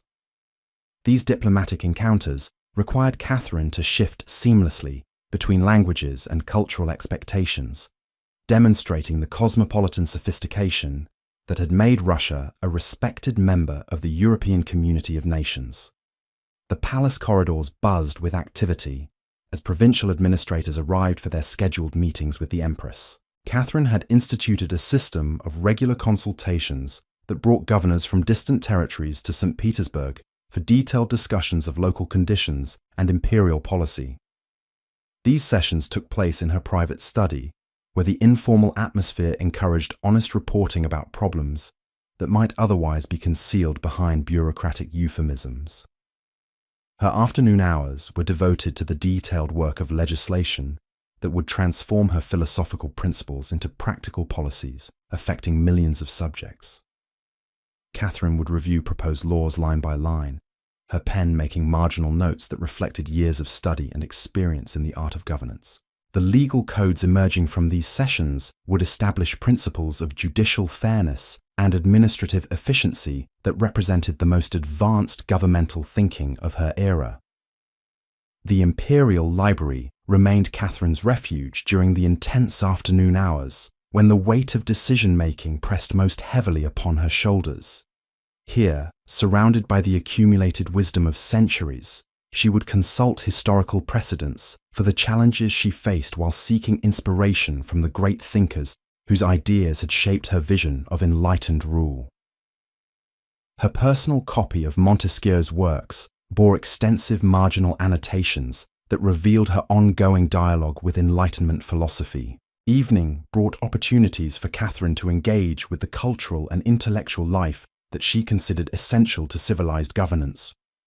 Her salon gatherings attracted the brightest minds from across Europe, creating an atmosphere where philosophical discussions merged with practical considerations of policy and administration. These conversations often continued past midnight as Catherine explored ideas that would eventually influence her approach to everything from educational reform to urban planning. The winter months of 1777 brought focus to Catherine's most ambitious domestic project, the comprehensive reform of provincial administration that would extend effective governmental control to every corner of her vast empire. Her morning briefings from administrative experts revealed the enormous scope of this undertaking, which required creating new governmental structures while training thousands of officials in the principles of enlightened administration. The challenge was not merely technical, but philosophical, as she sought to create a system that would serve imperial interests while respecting local traditions and customs. Provincial reform required Catherine to master details of local governance that previous Russian rulers had largely ignored. Her afternoon meetings with regional specialists included discussions of everything from tax collection procedures to judicial organization, each decision carrying implications for the daily lives of millions of subjects. The regulations she approved during these sessions would govern Russian provincial administration for over a century, demonstrating the lasting impact of reforms carefully crafted during this crucial period. The establishment of new towns throughout the empire provided Catherine with opportunities to implement urban planning principles that reflected her vision of rational, efficient governance. Her evening reviews of architectural plans revealed designs for communities that would serve as administrative centers while fostering commercial and cultural development. These planned settlements would become showcases for enlightened governance, attracting visitors from across Europe who sought to understand the principles behind Russia's remarkable transformation. Educational reform emerged as a central priority as Catherine recognized that lasting change required preparing future generations for the responsibilities of citizenship in an enlightened state. Her morning consultations with pedagogical experts produced curricula that would balance practical skills with moral instruction, creating educational institutions that would serve both imperial needs and individual development. The schools established during this period would become models for educational systems throughout Europe. The founding of the Hermitage as a public institution reflected Catherine's commitment to making high culture accessible to her subjects, rather than reserving it for court entertainment. Her afternoon visits to the growing collection revealed her personal involvement in selecting artworks that would educate as well as inspire, creating a cultural institution that would enhance Russia's international reputation while serving domestic educational purposes. The galleries she designed would welcome visitors from all social classes, democratizing access to artistic treasures that had previously been restricted to royal viewing. Commercial development occupied increasing attention as Catherine worked to harness Russia's natural advantages in ways that would benefit both imperial finances and popular prosperity. Her evening meetings with merchant representatives revealed the enormous potential for expanding trade networks that would connect Russian producers with European markets. The commercial policies she developed during this period would transform Russia from a peripheral supplier of raw materials into a significant participant in international commerce. Agricultural improvements represented perhaps the most challenging aspect of Catherine's domestic reforms, requiring changes in farming methods that had persisted for centuries. Her morning consultations with agricultural specialists included discussions of crop rotation techniques, livestock breeding programs, and land management practices that could increase productivity while improving rural living conditions. The experimental farms she established would serve as laboratories for innovations that might eventually benefit millions of Russian peasants. Legal reform continued to occupy Catherine's attention as she worked to create judicial systems that would provide equal justice while maintaining social stability. Her afternoon meetings with legal experts produced court procedures that would handle disputes efficiently while protecting the rights of all imperial subjects, regardless of social status. The legal principles she established would influence Russian jurisprudence long after her death, creating foundations for a more equitable society. Religious policy required delicate balancing as Catherine sought to maintain Russian Orthodoxy's central role while accommodating the diverse faith traditions of her multi-ethnic empire. Her evening discussions with religious leaders produced frameworks for tolerance that would allow different communities to practice their beliefs while maintaining loyalty to imperial authority. These arrangements would serve as models for governing religiously diverse populations throughout the early modern period. The expansion of Russia's diplomatic presence reflected Catherine's understanding that great power status required active engagement with European political developments. Her morning briefings from foreign ministry officials included intelligence about everything from French revolutionary stirrings to British commercial competition, information that would inform her strategic decisions about alliances and conflicts. The diplomatic network she built would project Russian influence throughout the civilized world. Cultural patronage became a consuming passion as Catherine worked to establish Russia as a center of European civilization, rather than merely a military power. Her afternoon meetings with artists and writers produced commissions for works that would celebrate Russian achievements while contributing to universal human knowledge. The cultural institutions she founded would outlive her political reforms, creating lasting monuments to her vision of enlightened governance. Urban development projects throughout the empire reflected Catherine's belief that proper city planning could foster both economic growth and social harmony. Her evening reviews of municipal plans revealed designs for communities that would combine beauty with functionality, creating urban environments that would attract talented individuals while serving diverse population needs. These planned cities would become symbols of Russian progress and sophistication. Military reform remained essential as Catherine worked to maintain the professional standards that had made Russian armies successful while adapting to changing strategic requirements. Her morning meetings with military commanders produced organizational changes that would improve efficiency while maintaining the discipline and loyalty essential for imperial defense. The military institutions she created would serve Russia faithfully through the challenges of the following century. Industrial development emerged as a new priority as Catherine recognized the importance of manufacturing capacity for both military strength and economic independence. Her afternoon inspections of proposed factory sites revealed her growing understanding of the relationship between industrial capability and national power. The manufacturing centers she established would provide employment while reducing Russian dependence on foreign suppliers for essential goods. Scientific advancement received increasing support as Catherine understood that technological progress was essential for maintaining competitive advantages in a rapidly changing world. Her evening meetings with scholars and inventors produced policies that would encourage research while ensuring that discoveries served practical purposes. The scientific institutions she founded would contribute to human knowledge while strengthening Russian capabilities in crucial areas. Social reform addressed the fundamental inequalities that had contributed to the recent rebellion while maintaining stability during the transition period. Her morning consultations with social theorists produced gradual changes that would improve conditions for disadvantaged groups without provoking counter-revolution among privileged classes. The social policies she implemented would create more equitable opportunities while preserving the foundations of imperial authority. As 1778 dawned over St. Petersburg, Catherine could survey an empire transformed by systematic reform and enlightened governance.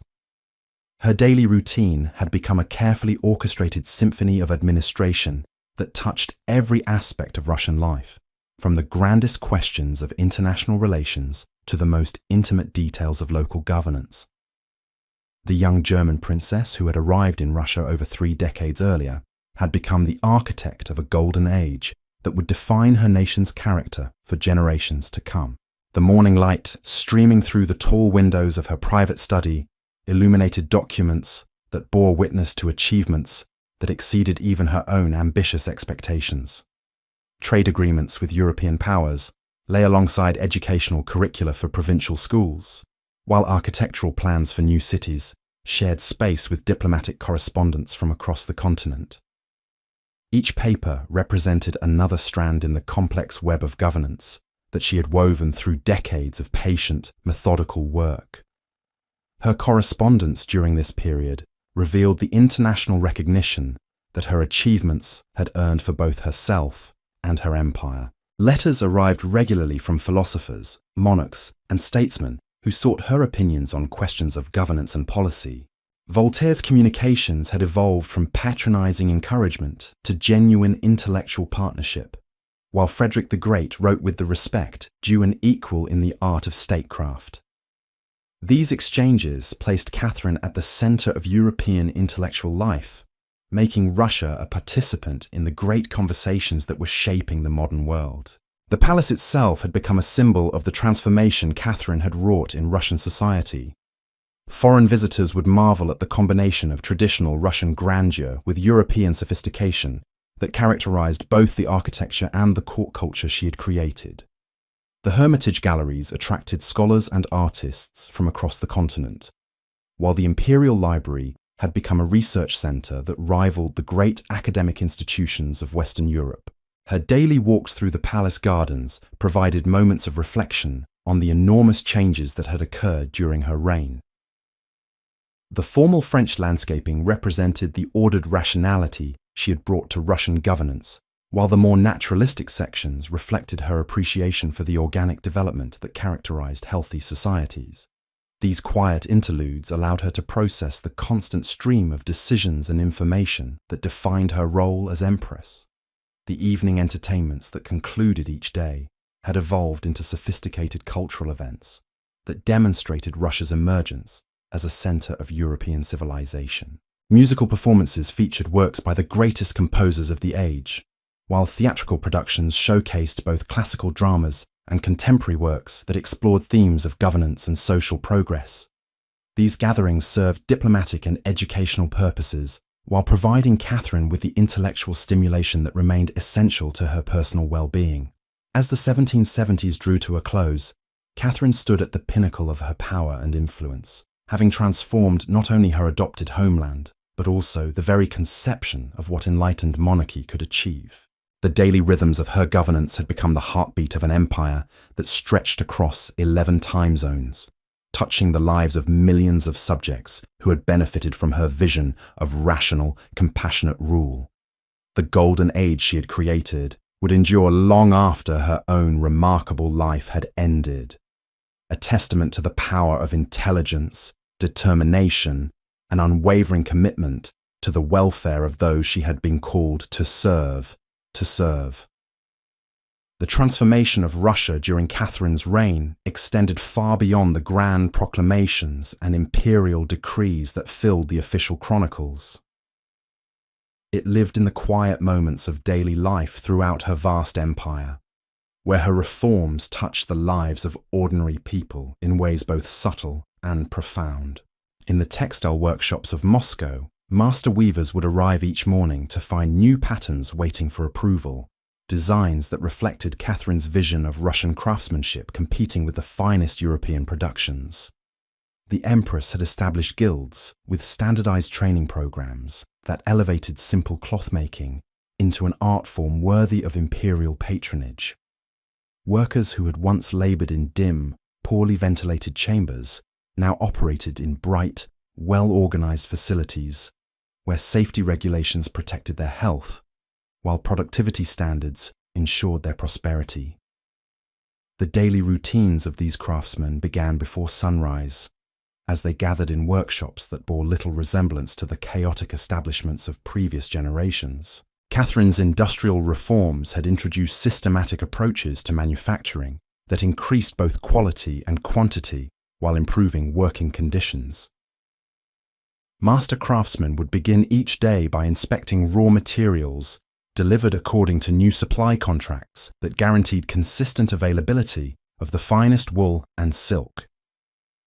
Their apprentices learned not merely traditional techniques, but innovative methods developed through correspondence with European manufacturers who shared knowledge freely with Russian counterparts. Provincial schools established throughout the empire opened their doors each morning to students who represented the first generation of Russians to receive systematic education regardless of their social origins. Catherine's educational reforms had created curricula that balanced practical skills with moral instruction, preparing young people for productive roles in an increasingly sophisticated society. Village teachers would begin their daily lessons with reading exercises that used texts celebrating Russian achievements alongside classical works that connected their students to the broader stream of human knowledge. The school buildings themselves reflected Catherine's attention to the details that shaped daily experience. Classrooms were designed with large windows that provided natural light throughout the day, while heating systems ensured comfortable learning environments during the harsh winter months. Students would gather each morning around tables crafted by local artisans, according to specifications that promoted good posture and focused attention. Their textbooks, printed on presses established through imperial investment, contained illustrations and maps that made abstract concepts tangible and memorable. Agricultural communities throughout the empire experienced the rhythms of farm life transformed by innovations that Catherine had encouraged through model estates and experimental programs. Farmers would begin their morning rounds of livestock that had been improved through selective breeding programs, while their fields displayed the results of crop rotation techniques that increased yields while preserving soil fertility. The traditional wooden ploughs had been gradually replaced by iron implements that turned furrows more efficiently, reducing the physical strain of farm work while increasing productivity. Village granaries, built according to new designs, protected harvested grain from moisture and pests, ensuring food security through winter months that had previously brought hunger to many rural communities. The morning inspection of these facilities became a ritual that connected farmers to the larger imperial economy, as they understood that their surplus production would feed growing cities while generating income for local improvements. Market towns throughout the empire bustled with commercial activity that reflected Catherine's policies promoting trade and manufacturing. Merchants would arrive at dawn to arrange their goods according to regulations that ensured fair dealing while protecting consumer interests. The standardized weights and measures that Catherine had mandated eliminated the confusion and cheating that had previously plagued commercial transactions, creating trust between buyers and sellers that encouraged expanded trade. The market squares themselves had been redesigned according to principles that promoted both efficiency and civic pride. Covered stalls protected merchants and customers from weather, while providing organized spaces for different categories of goods. Public scales available for independent verification of purchases demonstrated the imperial commitment to honest dealing, while posted price lists prevented exploitation of customers unfamiliar with market conditions. Transportation networks connecting these communities had been transformed through road-building projects that reduced travel times while increasing safety for merchants and ordinary travelers. Mail coaches now operated on regular schedules that connected distant provinces to the capital, carrying not only official correspondence, but private letters that bound families and communities together across vast distances. The drivers of these vehicles began each day by inspecting horses that were maintained according to standards that ensured reliable service, while way stations provided fresh animals and comfortable accommodations for passengers. Urban life in major cities reflected Catherine's vision of communities that would serve as centers of culture and commerce, while providing healthy environments for diverse populations. Morning routines in St. Petersburg and Moscow began earlier as expanded commercial activity created new opportunities for employment and advancement. Artisans would open workshops that produced goods according to quality standards that earned respect in European markets, while their apprentices learned trades that provided secure livelihoods and social mobility. The city streets themselves had been improved through paving projects and drainage systems that eliminated the mud and standing water that had previously made urban life unpleasant and unhealthy. Street lighting allowed evening activities to continue safely after dark, while regular refuse collection maintained sanitary conditions that reduced disease and improved quality of life. Citizens would begin their daily activities in environments that reflected imperial investment in public welfare rather than merely ceremonial display. Hospitals and medical facilities established throughout the empire opened each morning to serve patients who received care according to the latest European medical knowledge. Catherine's health reforms had introduced training programs for physicians and surgeons that elevated Russian medical practice to international standards. Morning rounds by trained doctors replaced the folk remedies and superstitious treatments that had previously characterized medical care, while systematic record-keeping allowed tracking of disease patterns and treatment effectiveness.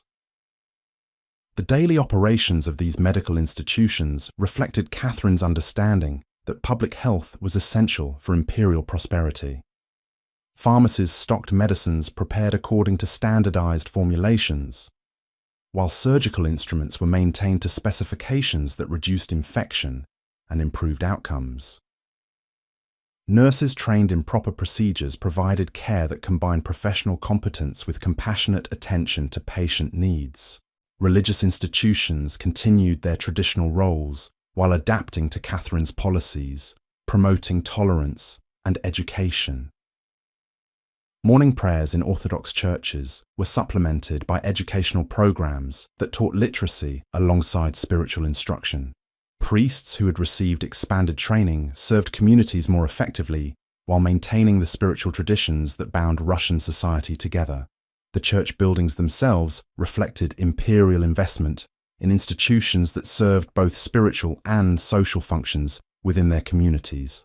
Monastery schools opened their doors to students from diverse backgrounds, providing educational opportunities that had previously been restricted to the wealthy elite. The daily routines of these institutions combined religious observance with academic instruction that prepared students for useful roles in civil society. Libraries attached to religious foundations made books available to scholars and curious citizens who sought knowledge beyond their immediate practical needs.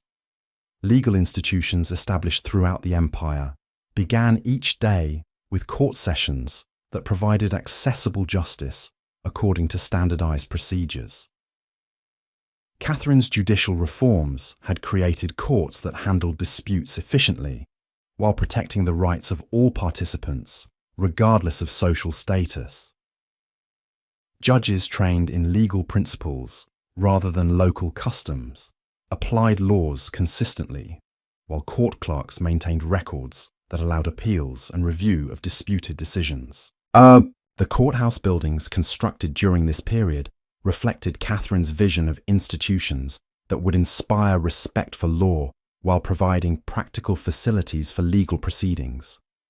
Courtrooms designed with proper acoustics ensured that all participants could hear testimony clearly, while separate spaces for different types of cases allowed efficient handling of the growing volume of legal business. Citizens would arrive each morning confident that their disputes would receive fair consideration according to known principles rather than arbitrary decisions.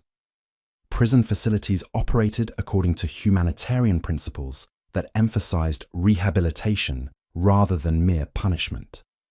Daily routines for inmates included productive work that taught useful skills while contributing to institutional maintenance.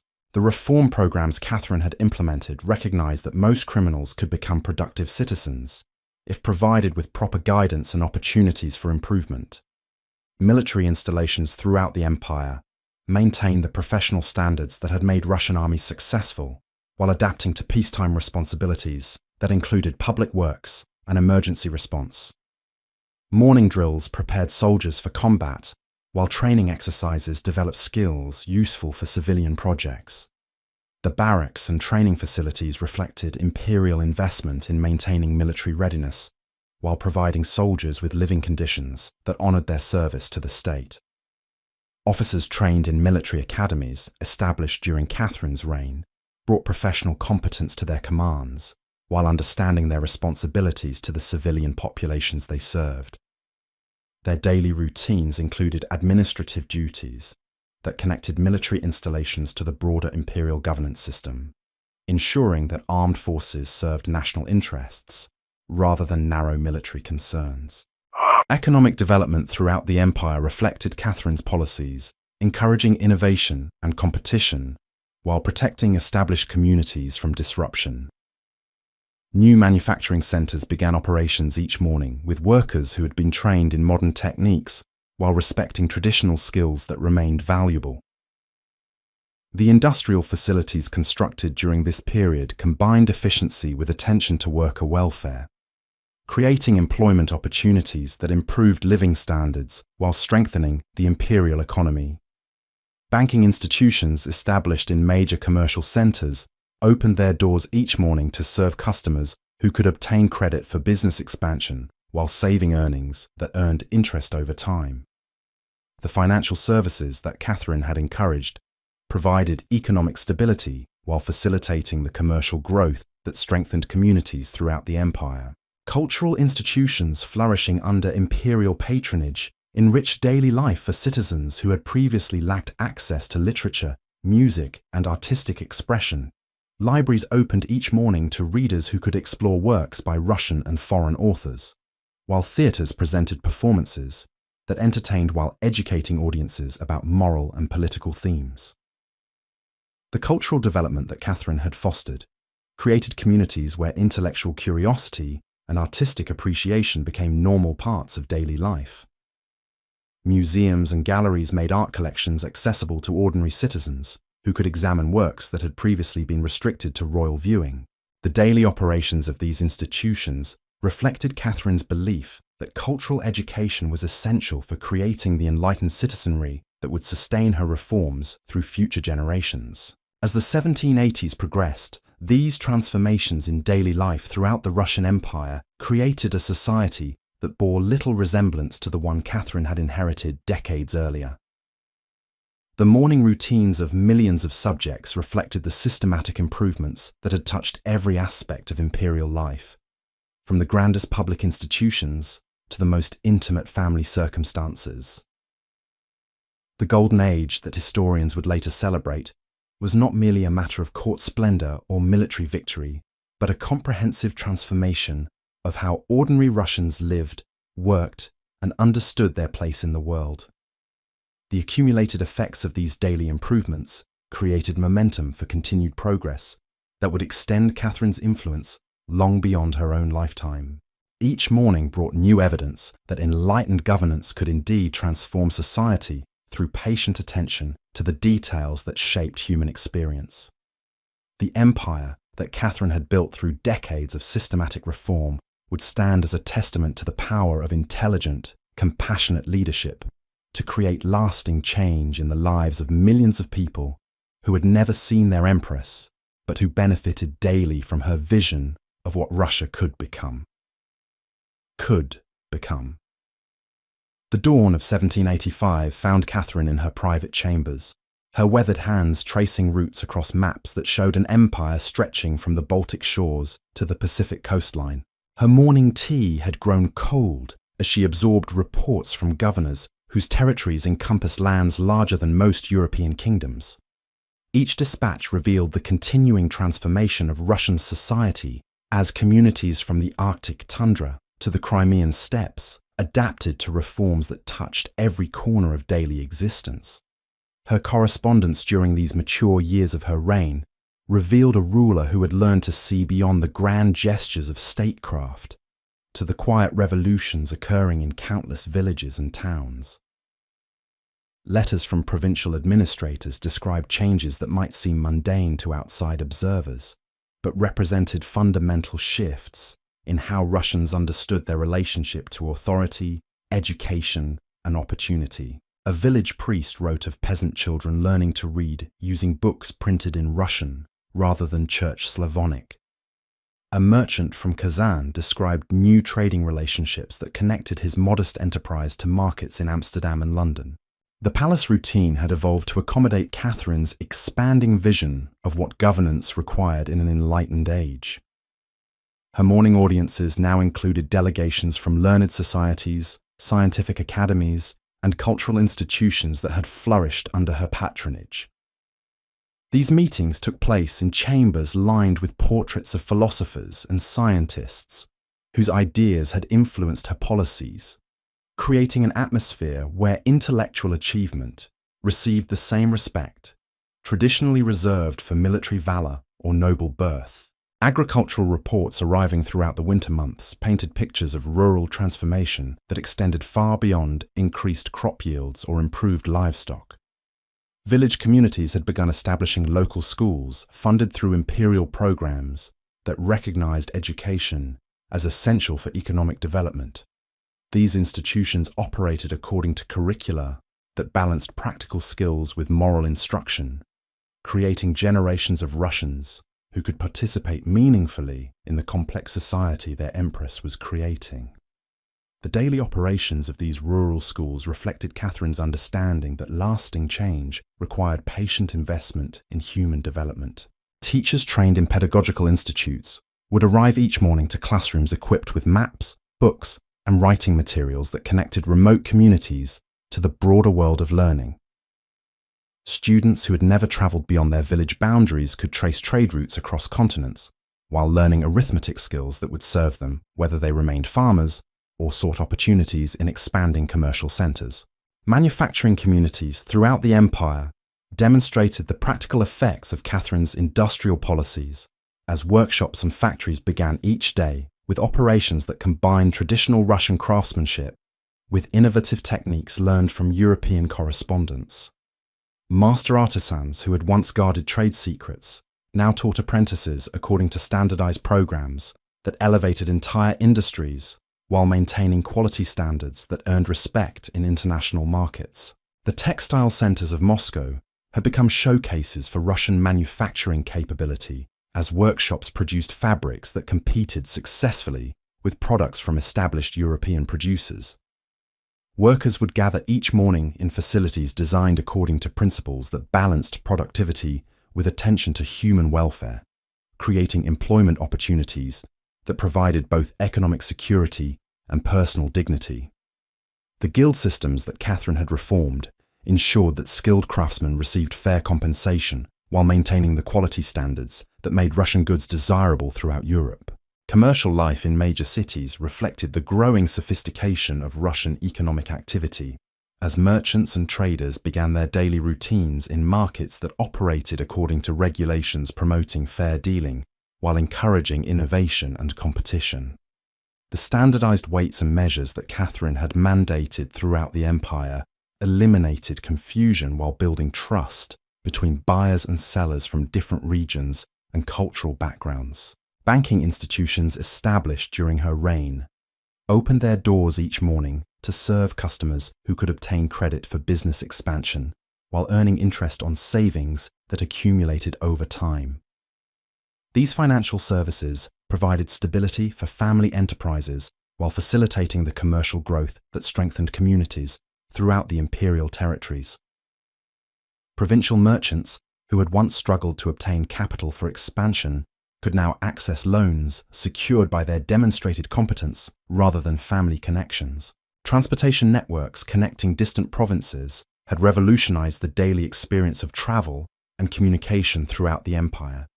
Mail coaches operated on schedules that connected remote settlements to major cities, carrying correspondence that bound families together across vast distances, while facilitating commercial relationships that would have been impossible under previous conditions. The roads themselves had been improved through engineering projects that reduced travel times while increasing safety for merchants and ordinary citizens. Urban planning initiatives in cities throughout the empire reflected Catherine's vision of communities that would serve as centres of culture and commerce, while providing healthy environments for diverse populations. Morning routines in these planned settlements began with activities that would have been impossible in the chaotic urban environments of previous generations. Streets paved according to systematic designs eliminated the mud and debris that had previously made city life unpleasant, while drainage systems prevented the standing water that had contributed to disease and discomfort. Public facilities constructed during this period demonstrated imperial commitment to citizen welfare that extended beyond the traditional concerns of taxation and military service. Public baths operated according to sanitary standards that promoted health while providing affordable services to working families. Market halls protected merchants and customers from weather while organizing commercial activity according to principles that encouraged fair dealing and prevented fraud. Medical institutions throughout the empire began each day with services that reflected the latest European knowledge about disease prevention and treatment. Hospitals established through Catherine's health initiatives provided care according to professional standards, while training physicians and surgeons whose skills elevated Russian medical practice to international levels. The systematic record-keeping that these institutions maintained allowed tracking of disease patterns while improving treatment protocols through careful observation and documentation. Pharmacies stocked medicines prepared according to standardized formulations that ensured consistent quality while reducing the dangerous variations that had previously characterized medical treatments. Citizens could obtain remedies that had been tested for safety and effectiveness rather than relying on folk preparations whose ingredients and potency varied unpredictably. Religious institutions continued their traditional roles while adapting to policies that promoted tolerance and education alongside spiritual instruction. Orthodox churches opened their doors each morning to congregations that included believers from diverse social backgrounds, while monastery schools provided educational opportunities that had previously been restricted to wealthy families. The theological seminaries that Catherine had reformed produced clergy who combined spiritual devotion with intellectual sophistication, creating religious leadership capable of guiding communities through the challenges of social transformation. Islamic communities in conquered territories practiced their faith according to arrangements that respected religious traditions while maintaining loyalty to imperial authority. Mosques and madrasas operated according to agreements that allowed traditional Islamic education while ensuring that Muslim subjects understood their rights and responsibilities as Russian citizens. The careful balance that Catherine had achieved in religious policy created stability while demonstrating that imperial unity could accommodate religious diversity. Legal institutions established throughout the empire provided accessible justice according to procedures that protected the rights of all participants, regardless of social status or ethnic background. Morning court sessions handled disputes efficiently while maintaining standards of evidence and procedure that ensured fair outcomes. The judges who presided over these proceedings had received training in legal principles rather than merely inheriting positions through family connections, creating judicial systems that commanded respect through competence rather than tradition alone. Prison facilities operated according to humanitarian principles that emphasized rehabilitation while protecting society from dangerous criminals. Daily routines for inmates included productive work that taught useful skills while contributing to institutional maintenance and community welfare. The reform programs that Catherine had implemented recognized that most lawbreakers could become productive citizens if provided with proper guidance and opportunities for legitimate advancement. Military installations throughout the empire maintained the professional standards that had made Russian armies successful while adapting to peacetime responsibilities that included public works and emergency response. Morning drills prepared soldiers for combat, while training exercises developed skills useful for civilian projects such as road construction and disaster relief. The military academies that Catherine had established produced officers who combined professional competence with understanding of their responsibilities to the civilian populations they served. Economic development throughout the empire reflected policies that encouraged innovation and competition while protecting established communities from disruption. New manufacturing centers began operations with workers trained in modern techniques while respecting traditional skills that remained valuable. The industrial facilities constructed during this period combined efficiency with attention to worker welfare, creating employment opportunities that improved living standards while strengthening the imperial economy. Cultural institutions flourishing under imperial patronage enriched daily life for citizens who had previously lacked access to literature, music, and artistic expression. Libraries opened their doors each morning to readers who could explore works by Russian and foreign authors, while theatres presented performances that entertained audiences while exploring themes of moral and political significance. The cultural development that Catherine had fostered created communities where intellectual curiosity and artistic appreciation became normal parts of daily experience.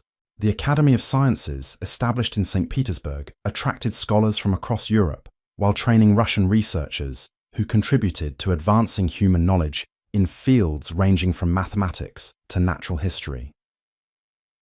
Daily lectures and research activities created an intellectual environment that rivaled the great universities of Western Europe, while addressing questions particularly relevant to Russian conditions and opportunities. Museums and galleries made art collections accessible to ordinary citizens who could examine works that had previously been restricted to royal viewing. The Hermitage had evolved from a private imperial collection into a public institution that welcomed visitors from all social backgrounds, demonstrating Catherine's belief that cultural education was essential for creating the enlightened citizenry that would sustain her reforms through future generations. Provincial theatres established throughout the empire presented works that combined entertainment with moral instruction, creating cultural experiences that elevated public taste while reinforcing social values that supported imperial unity. Acting companies trained according to European standards brought professional quality to performances that might once have been amateur entertainments, while playwrights developed works that addressed specifically Russian themes and concerns. Scientific expeditions funded through imperial patronage explored territories from Siberia to the Caucasus, documenting natural resources while mapping regions that had previously been unknown to systematic investigation. The knowledge gathered through these expeditions informed policies regarding settlement patterns, resource exploitation, and environmental protection that would influence imperial development for generations. Agricultural experiment stations established throughout the empire tested new crops and farming techniques while demonstrating improved methods to local farming communities. The daily operations of these facilities combined scientific investigation with practical education, creating resources that helped farmers increase productivity while adapting to changing market conditions and climate variations. Veterinary services developed during Catherine's reign protected livestock health while reducing losses that had previously devastated rural communities. The trained animal doctors who served provincial areas brought scientific knowledge to problems that had once been addressed through superstition and guesswork, creating more reliable agricultural production while improving rural prosperity. Weather observation networks established throughout the empire collected data that improved understanding of climate patterns while providing practical information for farmers, merchants, and travelers. The systematic record-keeping that these stations maintained created databases that would prove invaluable for future scientific research while serving immediate practical purposes. Mining operations in Siberia and the Urals operated according to techniques that improved both productivity and worker safety while reducing environmental damage. The engineering expertise that Catherine had encouraged through educational programs and foreign consultation created extractive industries that could compete internationally while providing employment for growing populations in previously underdeveloped regions. As the 1780s progressed toward their conclusion, the accumulated effects of these systematic improvements had created a Russian empire that bore little resemblance to the realm Catherine had inherited 4 decades earlier. The daily routines of millions of subjects reflected transformations that touched every aspect of imperial life, from the grandest public institutions to the most intimate family circumstances.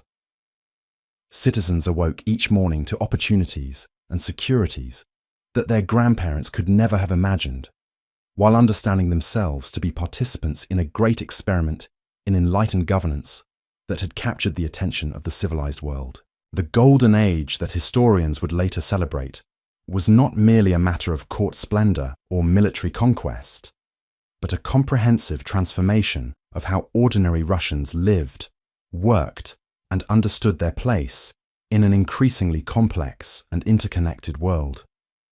The empire that Catherine had built through decades of patient reform stood as testament to the power of intelligent, systematic leadership to create lasting change in the lives of people who might never see their empress, but who benefited daily from her vision of what Russia could become. The morning light that streamed through the windows of the Winter Palace each day illuminated documents and maps that bore witness to achievements exceeding even Catherine's own ambitious expectations when she had first assumed power. Trade agreements connected Russian merchants to markets across Europe and Asia, while educational reports described literacy rates rising throughout provinces that had once known only oral traditions.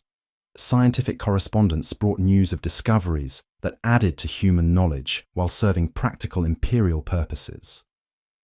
Her personal routine during these mature years reflected a ruler who had learned to balance the grand responsibilities of empire with attention to details that shaped individual lives throughout her vast realm.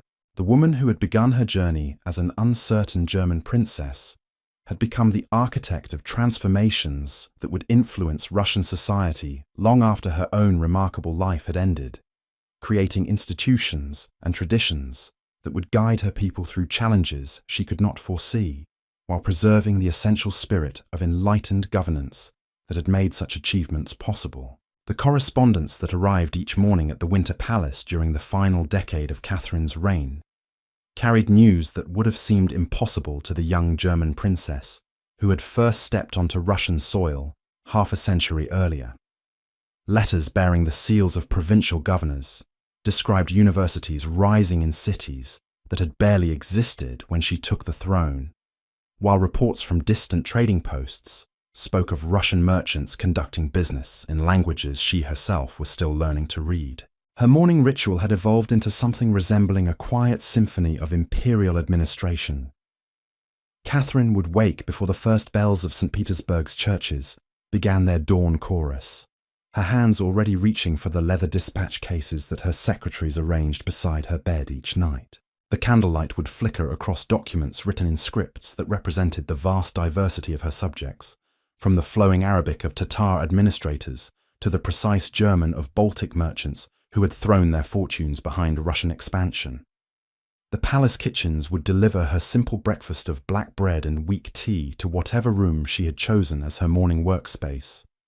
For Catherine had learned that the business of governing an empire could not be confined to formal chambers and scheduled audiences. She might review agricultural reports while walking through the Hermitage galleries, her footsteps echoing among masterpieces she had collected from across Europe, or study military dispatches while seated in gardens where the morning frost created crystalline patterns on leaves that would melt before the sun climbed high enough to warm the palace walls.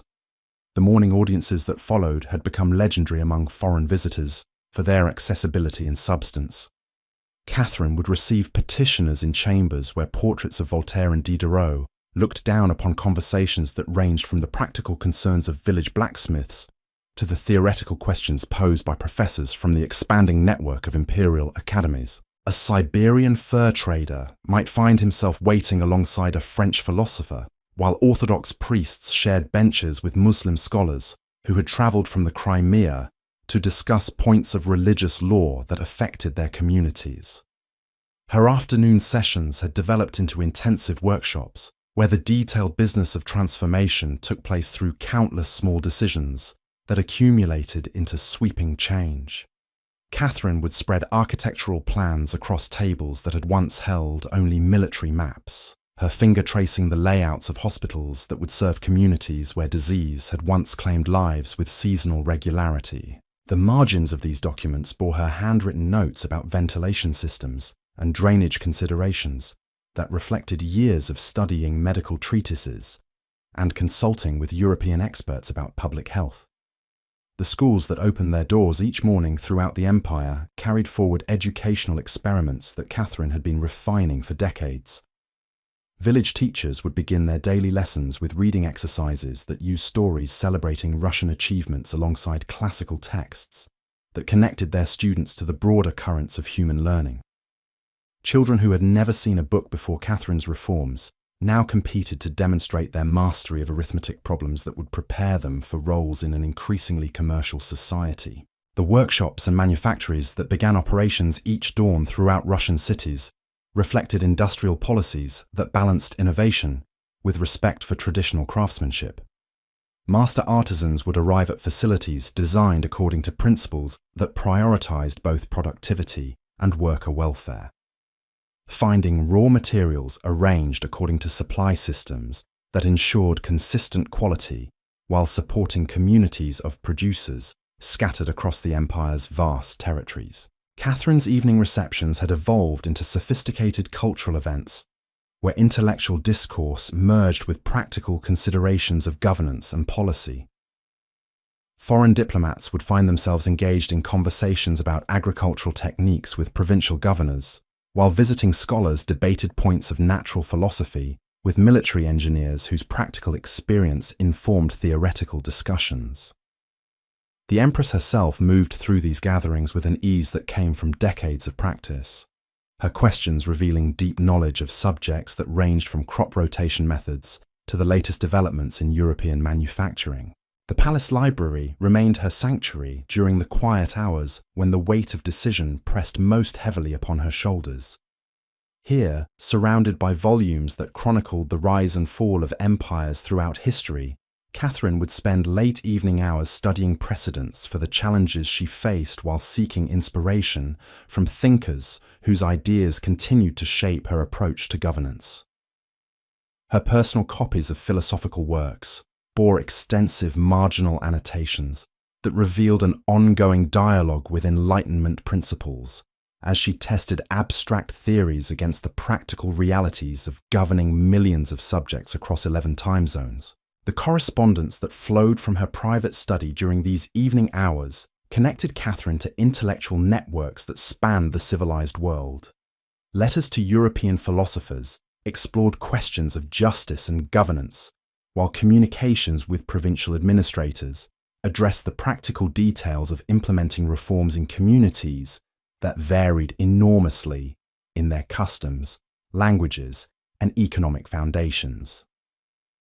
Each exchange contributed to a comprehensive vision of modernization that respected local traditions while advancing universal principles of human dignity and opportunity. The winter months brought opportunities for Catherine to focus on the long-term projects that would define her legacy for future generations. Her morning meetings with architectural consultants produced plans for cities that would serve as regional capitals throughout the expanded empire, their designs reflecting principles that balanced administrative efficiency with cultural identity. The afternoon sessions with educational reformers generated curricula that would prepare Russian students to participate in international scholarly communities while maintaining their connections to the spiritual and cultural traditions that bound their society together. The hospitals and medical facilities that opened their doors each morning throughout the empire provided services that reflected the latest European knowledge about disease prevention and treatment. Physicians trained in programs that Catherine had established would begin their daily rounds with patients who received care according to professional standards that had elevated Russian medical practice to international levels. The systematic approach to public health that she had implemented created communities where epidemic diseases that had once devastated populations became manageable challenges addressed through coordinated responses. Religious institutions continued their traditional roles while adapting to policies that promoted tolerance and education alongside spiritual instruction. Orthodox monasteries opened their libraries each morning to scholars who could access manuscripts and texts that contributed to both religious understanding and secular learning. The theological schools that Catherine had reformed produced clergy who combined spiritual devotion with intellectual sophistication, creating religious leadership capable of guiding communities through the challenges of rapid social transformation. The legal institutions that began their daily sessions throughout the empire provided accessible justice according to procedures that protected the rights of all participants, regardless of social status or ethnic background. Courts operated according to standardized procedures, while judges trained in legal principles rather than local customs applied laws consistently across territories that encompassed dozens of different cultural traditions. The judicial reforms that Catherine had implemented created systems that commanded respect through competence and fairness, rather than arbitrary authority. Commercial activity in markets throughout the empire reflected policies that encouraged innovation and fair dealing while protecting consumers from fraud and exploitation.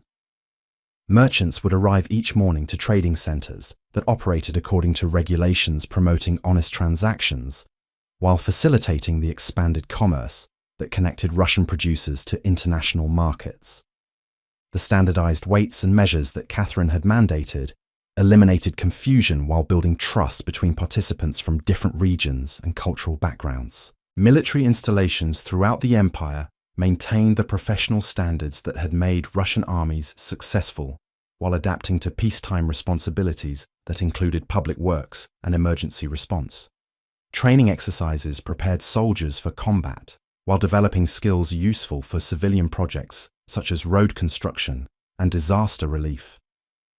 The military academies that Catherine had established produced officers who understood their responsibilities to the civilian populations they served while maintaining the disciplined competence that had earned international respect for Russian armed forces. The cultural institutions that flourished under imperial patronage enriched daily life for citizens who had previously lacked access to literature, music, and artistic expression.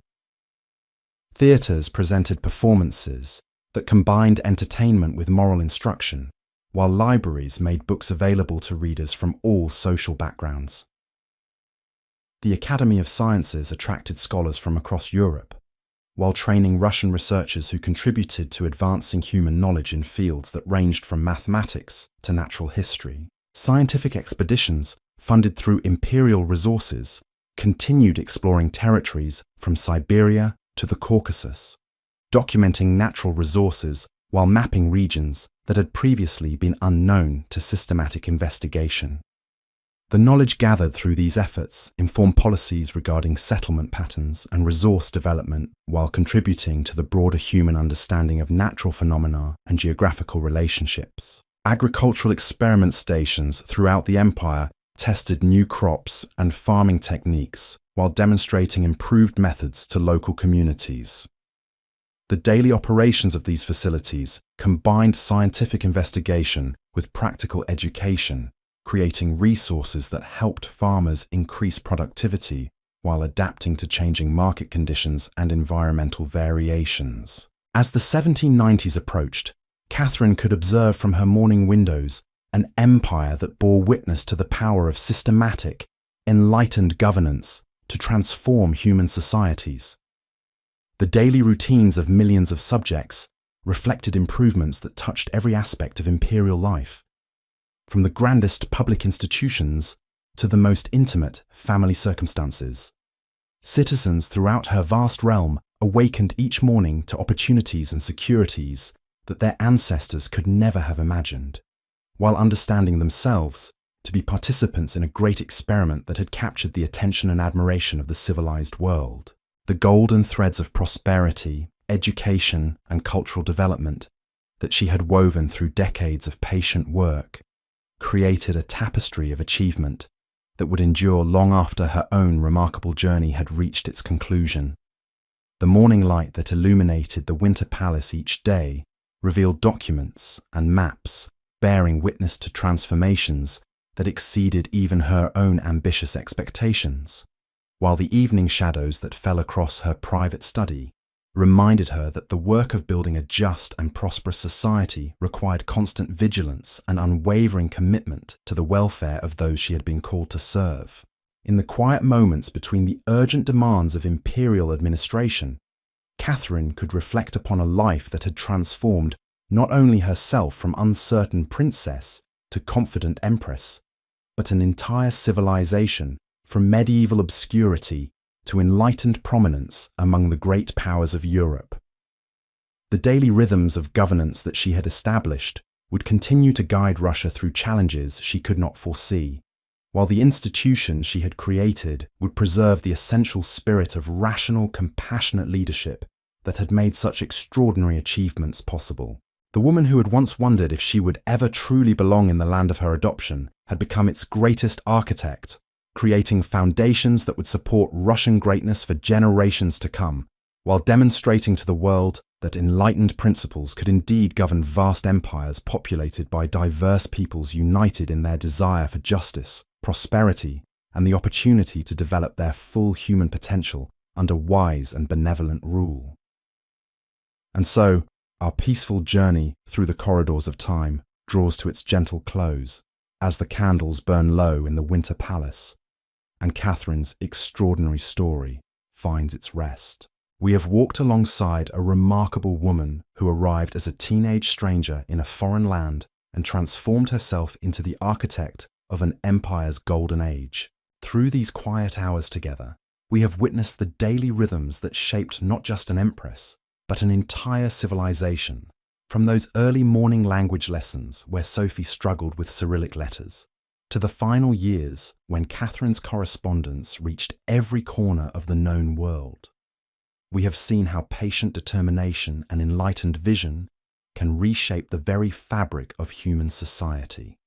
The schools that opened their doors each morning, the workshops where craftsmen perfected their trades, the courts that dispensed equal justice, the hospitals that healed without regard to social station. All these bore witness to a ruler who understood that true greatness lies not in grand proclamations, but in the countless small improvements that touch individual lives. Catherine's legacy lived not merely in the treaties signed or battles won, but in the village teacher who could read to her students, the merchant who traded with confidence in fair weights and measures, the farmer whose improved tools made his labor more fruitful.